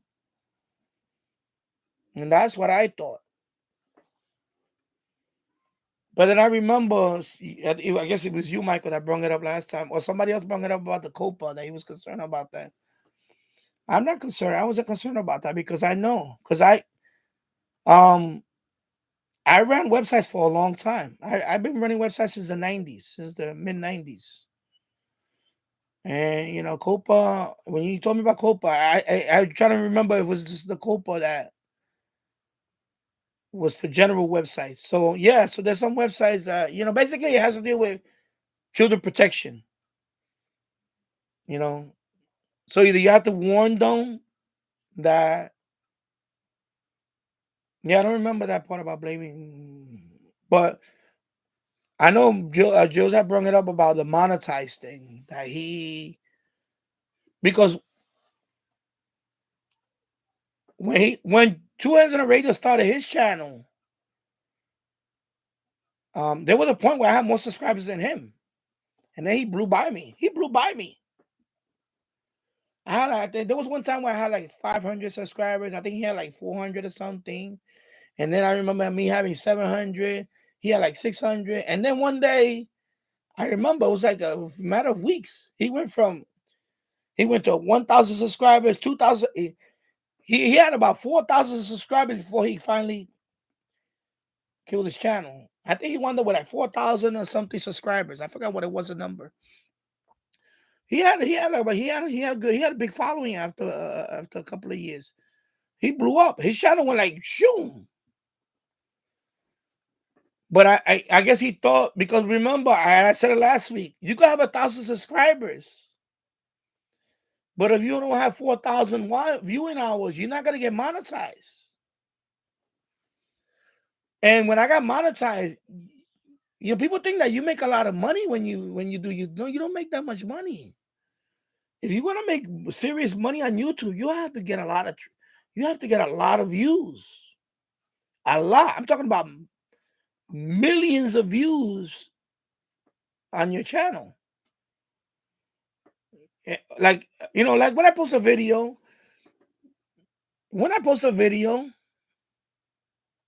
um, like this live stream, right? There's a number that I usually get. I usually get about 100 views today, give or take 100. The next couple of days, I wonder what about 100 and something views. I'm not in the thousands yet. I have a long way from that. My channel is not that big, Now that's a live stream. Now, if I post a regular reception video, I barely break 100 in one day views for that. Now, if it's an instructional video, those videos, sometimes I get I can get like 1,000 views in a couple of days, or 3 or 4 days. Not even a couple of days, like 3 or 4 days. Rarely, and not even. I say rarely. Like the one I did on the MFed. That one I think got 500 views right now. So far, it's 500 views. That's it. And I did that a month ago. So imagine, and so you're not gonna make money like that. You're gonna make a little money here and there, but it's not gonna be like money that you could pay your rent and all. It's not money. So if he thought he was gonna make money like that, then he's mistaken. That's why he got disillusioned or whatever. No. If when I get monetized, I'm not gonna make money like that. You're gonna make enough money to buy a radio every couple of months or something, maybe. When I mean a radio, I mean a decent radio every couple of months or something. That's my estimation. If I get monetized now with this live stream and the amount of views that I'm getting per day, I'm not getting that many. So I could imagine, and now he was getting a lot more. He was getting a lot more views per day. I know, because I saw some of his videos. Some of his videos really, took off. And he never did a live stream. If he would have done live stream, he would have got more views. But he never showed his face. Remember that. Remember his videos? He never showed his face. He only talked. So it's kind of hard to do a live stream. I mean, there's people that do live stream. I don't know of any that do live stream. They don't show their face. But I know in his case, he never showed his face. I remember that. I think a couple of people saw him through the reflection. Gary, I see your bald head. But yeah, if you can't go into it like that, like you want to make money. No. I had this channel for 6 years. I made a little here and there, but not money that I'm gonna quit your job for. No. It's not like that. Because first of all, this subject is very niche. This is a niche radio, shortwave radio, ham radio. That's very niche topic. And there's a lot of people that have been around for years doing this. You gotta compete with them. If you go into this thing thinking that you're gonna make money like that, then you're disillusioned.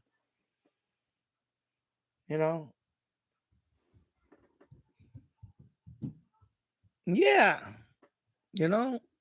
Maverick RSPdx has been longer. His channel's older than mine. He's been around longer than me. And I know Keegan's channel's been around for a long. I don't know, but I think again, if you go into this thing thinking that you're gonna make money like to live off, you don't need to work. No, that's not happening. That's not happening with me. Right now, I'm not even monetized right now. Even though I got 2,300 subscribers, I'm not monetized right now because I fell below the 4,000 hours, the viewing hours for the year. I'm right there. I'm at 3,700 and change. So maybe in a couple of more weeks or so, I'll qualify to be monetized again. Now, I don't have no strikes, so I'm hoping they will take me back and I can be monetized again. At least I have the super chat. Maybe even the super chat or something. Right now, I'm not making anything. The only thing I make is the Amazon link. I get a little, it's nothing. That's nothing. But I'm not doing it for that. I'm not doing it for that. I'm doing it because I enjoy doing it. You know, I enjoy doing this. That's why I'm doing it. It's a I like talking to you guys. I like I said the camaraderie between YouTubers that do this type of thing. I enjoy that. I wish I could meet everybody in person. And one day I would like to collaborate with some of you. Collaborate. How you pronounce it? Collaborate, right? Collaborate. I haven't trouble pronouncing these words today. Like, but I would like to, do a video with and like I said, each and every one of you, I would love to meet each one and every one of you. You know, yeah. But Jill's is a bigger channel. He's been doing it for a long time. His main is probably the tech channel because he has over 100,000 subscribers there. And then his shortwave channel is about to hit 40,000. That's still a lot. That's a lot. 40,000 is a lot, but his tech channel is 100,000. So he's probably getting the bulk of his. He's probably getting it because of the tech channel. But a radio channel itself, no. He said it. He said no. I think donation wise, I think his radio channel gets because I think his live. I know his live streams when they were on the tech channel, they weren't as big as the radio channel. I think donation wise, I think he gets more from donations on the radio channel, but on the tech channel, he just gets more of the the YouTube, the ad revenue, and it makes sense because it's a lot bigger numbers. That's why I'm not looking into doing that now. Oh, I remember when Jules did. Okay, anyway, let me go. I forget. Let me just read down a little bit. I'm sorry. I'm all the way up. Gotta be up here. Okay. Yeah. Better removing comments. Yeah, they have gotten better. They have gotten a lot better though, removing spammers and all that. And of course, they got rid of that dislike click. So now people can't dislike your video 100 times. Now that's it. Now either you like it. If you dislike it, it don't count. I mean, it does count, but it doesn't show it. So they got rid of that thing, which was a good thing. um. Okay, this is a Discord stuff. Okay, I'm trying to keep all that. Married DSL, like I said, you need a decent monetization and sponsorship to make. Yeah, and that's another thing. A lot of people got you know, sponsor. People give, they have a thing with MFJ and say something, sends them stuff to review. When I bought my loop, the guy's name I forgot is Bill. Right? I think his name Bill. This is a salesperson, and I noticed they always mention his name. Oh, thanks to Bill from MFJ for sending me this whatever tuner or whatever.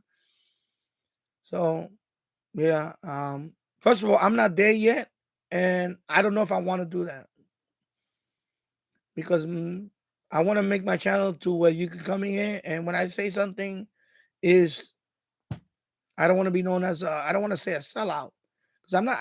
People not a sellout, but what I'm saying is people have their we all would like to have free stuff, but I don't want to sell myself. I don't want to somebody send me a piece of junk and I'm gonna tell you it's the greatest thing since sliced bread. That's not gonna happen here. It's not gonna happen here. So yeah, I would. It would be nice if somebody could send me stuff. Yeah, it'd be nice. I wish somebody could send me stuff. A lot of people get stuff, even from users, viewers or subscribers. I know Tom gets radios from this guy Jeff all the time. I don't have a Jeff here that can send me a radio every so often. Or some other person. Oh, Danny, I'm going to send you his radio, and I never had those requests yet, and it's fine. It's fine. It's not my thing. But if somebody want to send me something, the information is there. About page is my email. Once they contact me on email, and I'll take it from there. And I know some people. I know some people told me that I should contact the companies direct and say and ask them. I'm not doing that. I'm not gonna do all that. I'm not gonna do all that. I don't want to ask a company if no, I'm not doing that because it opens you up for rightfully so. Sometimes some people get criticized for that they promoting they peddling, and I don't want to do that. I don't want to do that. I don't want this channel to be like peddling stuff. Right now we're talking about stuff. We talked about a whole bunch of different topics that most of it has nothing to do with radio, and that's fine. Now if somebody comes on right now and asks a radio question, we have a whole bunch of people, including myself, that can answer that question, and that's what we're here for. But we can always talk about radio 24/7. Yes, other stuff people want to talk about, and then they can talk about it. But I don't want to have that. I don't want to be a channel where I want to peddle stuff either. I don't want to be like, oh, everything that I have is MFJ stuff. This channel is sponsored by MFJ. Or this, I don't want that. Because I don't like that. I just don't like that. I don't like watching.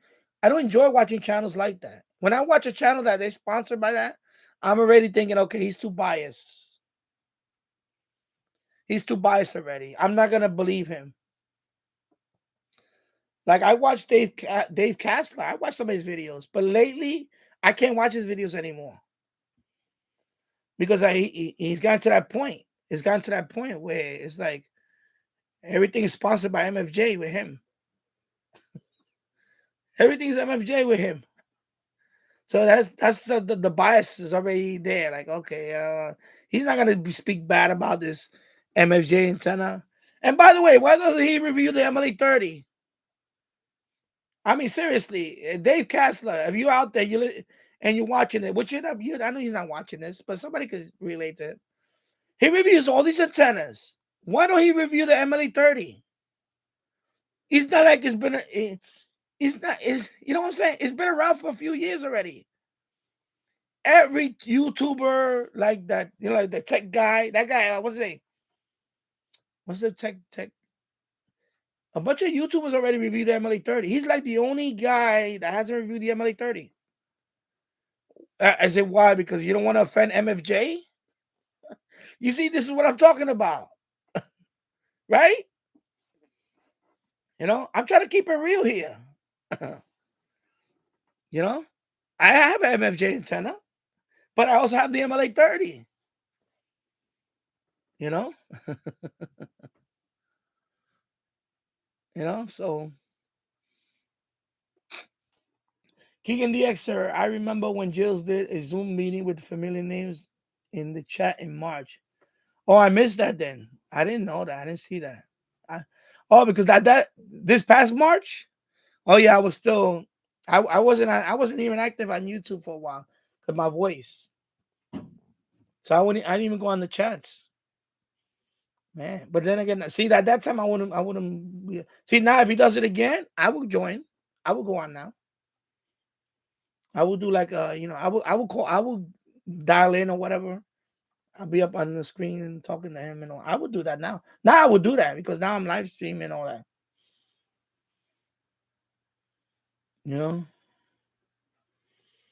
So that's interesting that he did. I know he mentioned it once before something, and I remember that.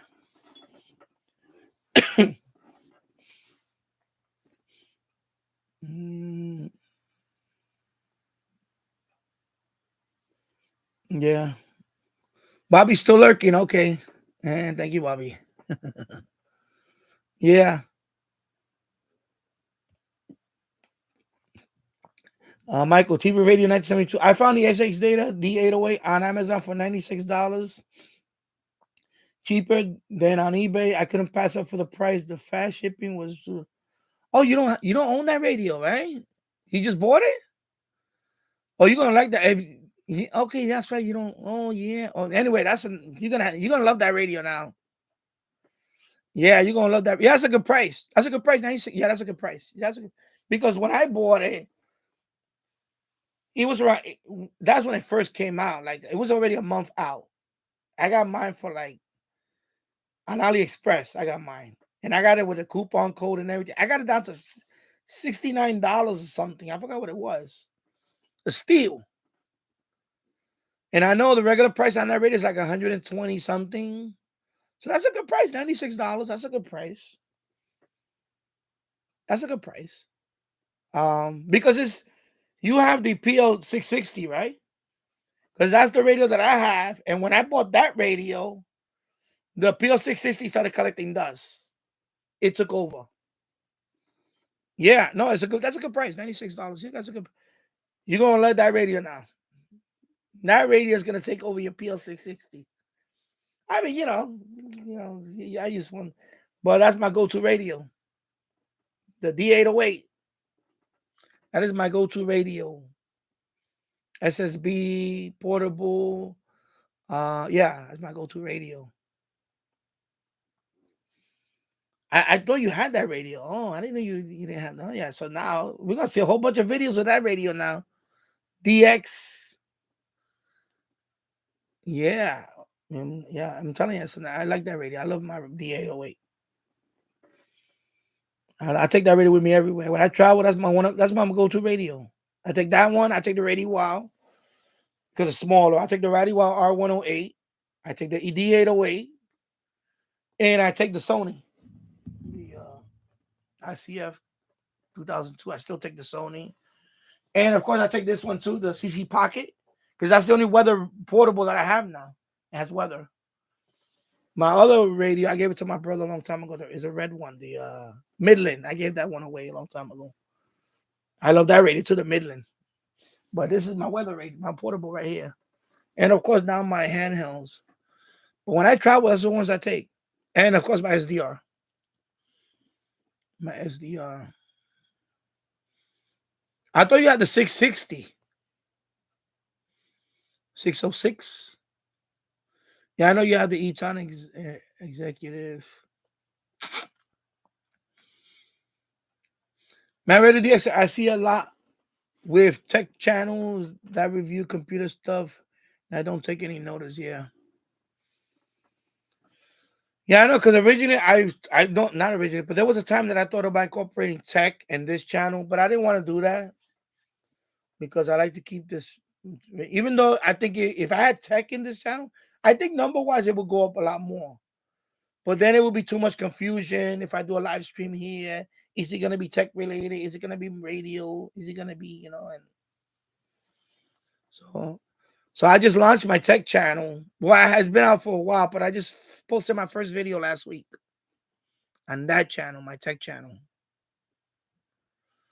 And you don't want to put I'm gonna put the link just so anybody want to subscribe to my tech channel because I'm gonna post another video in the next couple of days. I'm gonna start installing setting up the servers. So I did a tour of my server thing and let me see, Dan Tech Geek. I'm gonna post the link for that one. So I'm gonna start going through each server and install whatever I'm gonna install on them. So I'm gonna make a video for each one. So I'm gonna start with I think I'm gonna start with the Dell. I'm gonna build the network attack storage on that one. I'm gonna reinstall right now. So this is my tech channel. My second video is gonna be coming up soon. So my first video is I show the outside how the fiber optic is coming into the house to the modem thing and it's going into the data center. Home lab. So I made a video on all of this, talking about all of that and what the future plans are going to be and all that. And data center, home lab, right? Home. Let me go down here to the bottom server. Dell 2950. Oh, go like that. 2950. Go all the way up to go all the way up here and all of that good stuff. hardware stuff. So I just did a tour on that, and then I'm going to talk about. I'm going to start going down to each one of them. So it's a 606. Okay. Oh, 660. Oh, you have a 606 too. Okay. All right. So that's what I have. I have the 660. And when I bought the SH data, it took over. I can't. He's like, I can't go back to 660. I can't. I'll try, but I'm keeping it anyway. But I don't use it because I love my 808. Even the C crane. I wish I had the C crane, the Skywave, but I don't have any of those. I was looking at the SSB too, but I want to wait till more reviews on it because I Oh yeah, let me. Does it have AM sync? No, no. Oh no, no, it doesn't. It doesn't have AM sync. No. Yeah, it doesn't. I have them because mine is all the way up there. Mine is in this case, the protective case. It comes with a protective case. Let me go to. Let me see where I'm at. So only one in stock, but maybe another one available. Yeah, it is. It is cheap. Yeah, exactly. And yeah, it's very sensitive. And the bandwidth setting. It has what is it? 4 different bandwidth setting. I forgot what it was.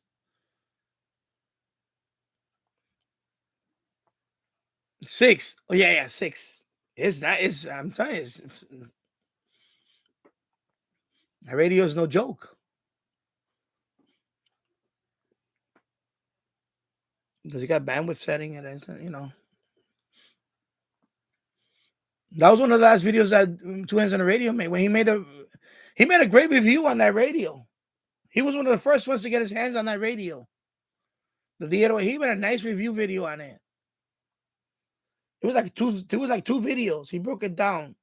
Every function of that radio. Two Hands on the Radio. I remember those videos. The D808.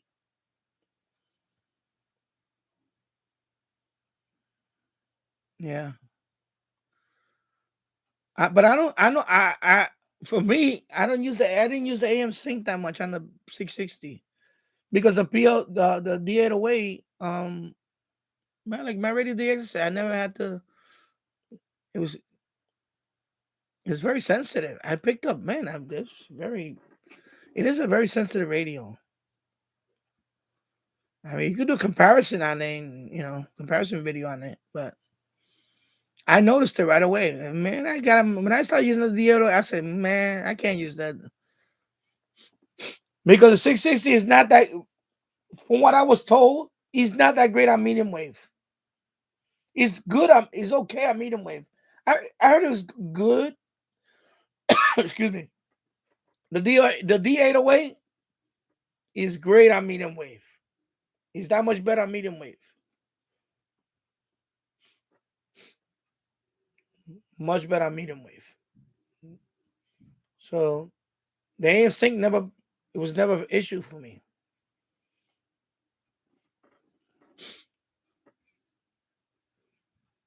You know?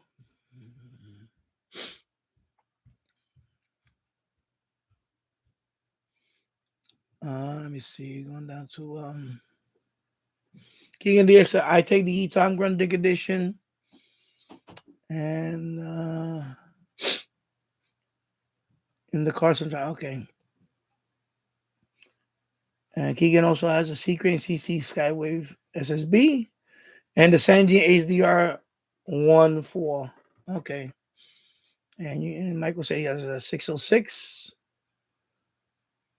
And we're down to okay, so there you go. So that's what I like about the PL660. The AM sync is not perfect, but he's better than Eton, yeah. That was my first radio that had the AM sync, if I remember. It was the 660. And so yeah, that was the first radio I had that had that. But no, you're gonna love that radio. Man, that radio, you gonna that's your Christmas present, basically, because that's a You're gonna look at that radio. You're not gonna look at the other radios for a while. For a while, you're not gonna look at the other radios.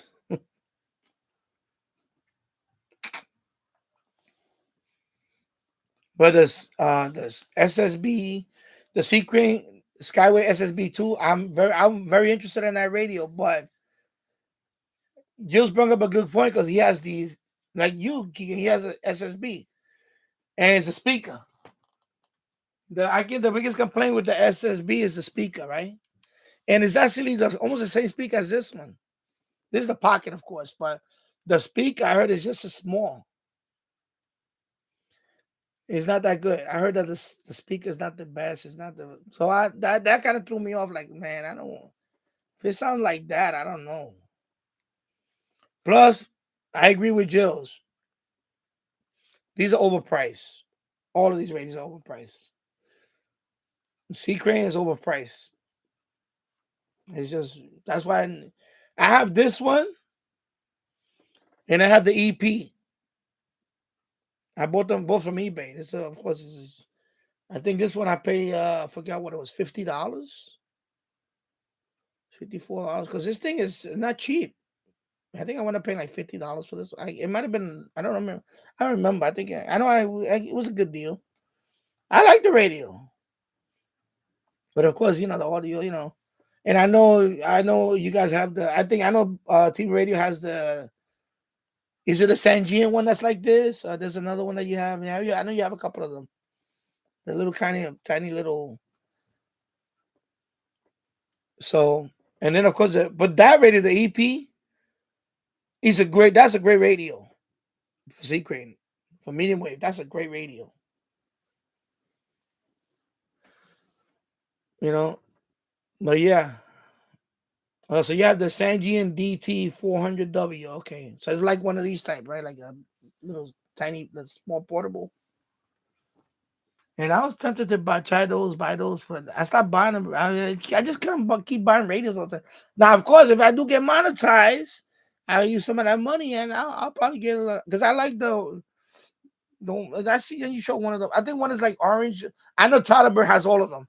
There's a whole bunch of, but I like some of them. They look cool. They're cool. Some of them look cool and pretty cool and all that. But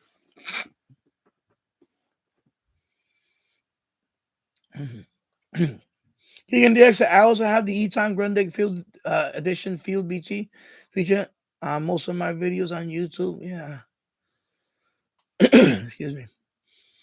I ready this. I just tried my D808 7 bandwidth filters on AM mode, 6 for SSB. So even better. Yeah, I know because it has a lot of bandwidth settings.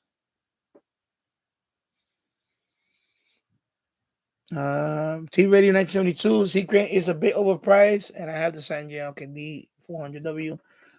I got some good weather band DXing out of the DT 400W using earbuds as an antenna. Yeah, that's cool. That's cool. That's pretty cool. So I want to look into some of those little radios. 'Cause I know Todderberg has a few of them. I know you have that one. Because I have those on my wish list. I think on Amazon. I put it on the wish list. I know a couple of them. I have them on the wish list. Because I gave away my Midland. I had the ER. Is it the ER 210 or the 310? I forgot which one I had. The box is around there somewhere. I gave it to my brother Eric. That's the one that he moved out. He took it with him. I think it's the 310. If I remember, it's the 310. Anyway, I missed that. That was my little. That was my weather radio. My portable. Of course, it's the only portable that I have. Or this one, but this is not. This is bigger. But yeah, this is the only one When I go to Florida, I took this one with me. But I may look into the Sangean one. And what is the price on that one anyway? Let me see. I'll go to Amazon for a minute. Actually, let me just search it on and see what comes up. Sangean DT.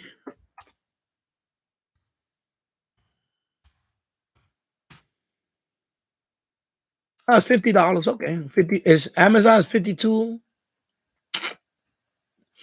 Yeah, okay. Walmart has it for $49. Walmart, $49 on Walmart. Oh, okay. Yeah, that's pretty cool. So Walmart is 49.11. $49.11. Yeah, it looks nice. I like the yellow. Yellow.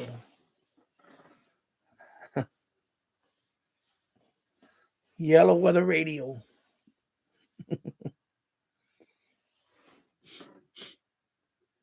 That's pretty cool. Somebody asked me if this one was that. I said, no, this is Family Radio Service, FRS. It's two of them. Because when the guy sold me the when he sold me the Grundig 800, he threw those in for me. When he sold me this radio, he threw in a pair of these with the deal. I gave him $150 for the Grundig, and he gave me those. He gave me this one and this one. Actually, he gave me this one too. So a pair of these, this one, and the Grundig 800 for 150. That's a good deal. I was like, oh, that's a good deal. He threw that in there. So, and this one I actually, turned it on, and I can pick up the. I think I got the. You could tune it. It has FM, weather band. I picked, you could hit weather band on that because you could, tune, and of course FRS. Nice little radio. I was like, wow. The other one is over there. I think I just have this one hanging here. This is what's it? Motorola. Talk about T5950. So pretty good. And you don't need a license for that. FRS, you don't need a license to talk on FRS. On GMR, what is it? GRMS. I get confused. Which one is which? Anyway, for that one, I had to apply for the call sign.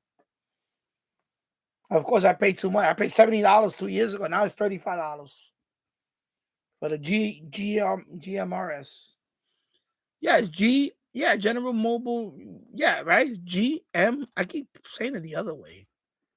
Yeah, GMRS. What am I saying? Yeah. So that one I had to pay for the call sign, the GMRS call sign. So, but and it's good to have that. Like this one. Now they give me, if we ever go somewhere, like I said, one day we plan to go to the Grand Canyon, the family and stuff. I'll have one, and my wife and son will have the other one in case we do, whatever some reason, you never know. Have one. I show him how to use it, and of course, hopefully when he is older, he's interested in the hobby. That will be, he has the keys to the kingdom. But yeah, we love to. I would love to him to get into the hobby. That would be nice, But I don't want to, push him. Like, if he wants to, do it. He wants to. He wants to. So like I said in the beginning of the stream, I don't want to. I don't push my son to do anything. You know. So it's cool though. There was a YouTuber that talked about all that. Like, you don't need to go on HF to enjoy, when you get your license, you don't need to rush to get your general.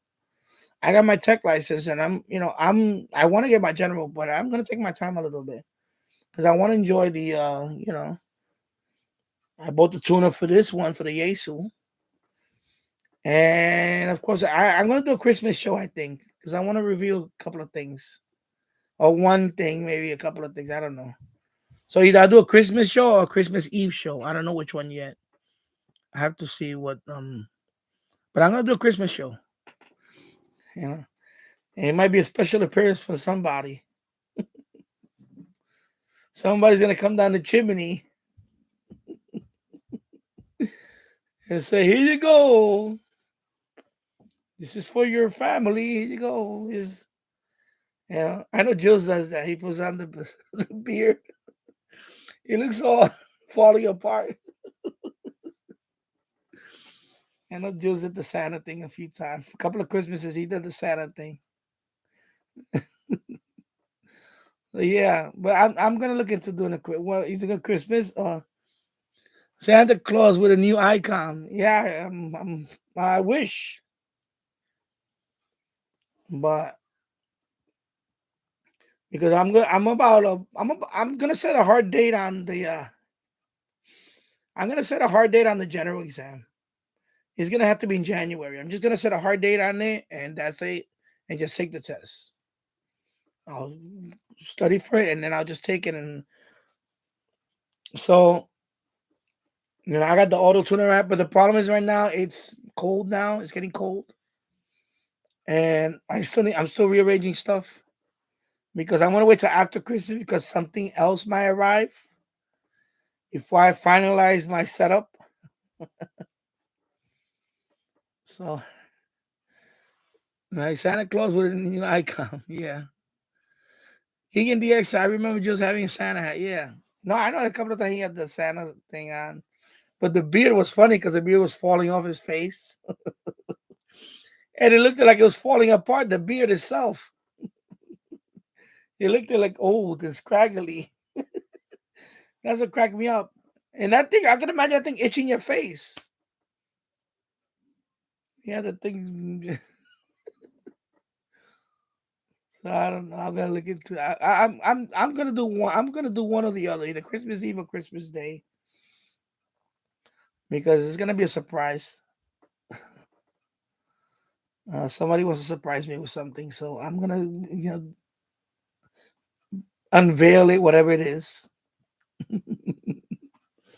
whatever it is or is whatever item. I don't know. That's why I can't finalize everything yet. I have to wait till after that.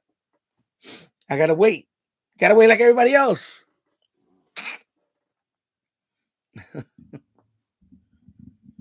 So, but I don't know if I'm gonna be. I don't think I'm gonna do that. I don't know. I don't know. 'Cause I don't have one. I don't have a beard. I think just let Jules do that. I'll just, if he does it on, if I do it on the same day, I think maybe mm, I'll do it before his show or after his show. If he's on that, whatever day he's gonna be on, I'll do it probably before that or after, something like that. You know, I most likely it'll probably be before. Maybe I'll do it before because I know he's gonna do one. He said he's gonna do one either Christmas Eve or Christmas. I forgot which day he's gonna pick. So I'll probably do it before that day or something. I mean, before his show, or it depends on what time he's on. You know, because I'm curious to see what he's gonna do. So yeah. So anyway, I think I'm gonna log on now. It's I've been on for 3 hours and 34 minutes, and I'm gonna log out now. I'm gonna go eat some food. I'm gonna go eat some food and relax for the rest of the evening. Yeah, I have to go as well and buy you. Okay, yeah, yeah. It's 3 hours already. You know, I start at 3:30. 3 hours is good. 3 hours is good in the books for me. So let me move over here. All right, everybody. So thank you, everybody, for showing up. T Radio 972, Keegan DXer, Matt Radio DXer, Anthony Franz, Jim's Radio. Let me see who else. Let me see everybody that was. I want to go through some names real quick. Yeah, Jim's Radio Check. Uh, Tune In. Yeah, he was on earlier too. Glenn Dansler. There you go. All you guys are Terry Bendel. There you go. Thank you, all you guys. Thank you, all you guys, for showing up and showing up every stream. It's pretty cool. I love regular. You guys show up. So it makes the stream. The stream is not a stream without you guys. So thank you. And so I'll see you soon. I'm thinking about doing one before the weekend, actually, either tomorrow or I'm depending on what happens. But anyway, thank you for stopping by. And not, I'll see you back on Tuesday. Okay, so take care. And thank you for stopping by, and I'll see you soon. Bye bye. Take care.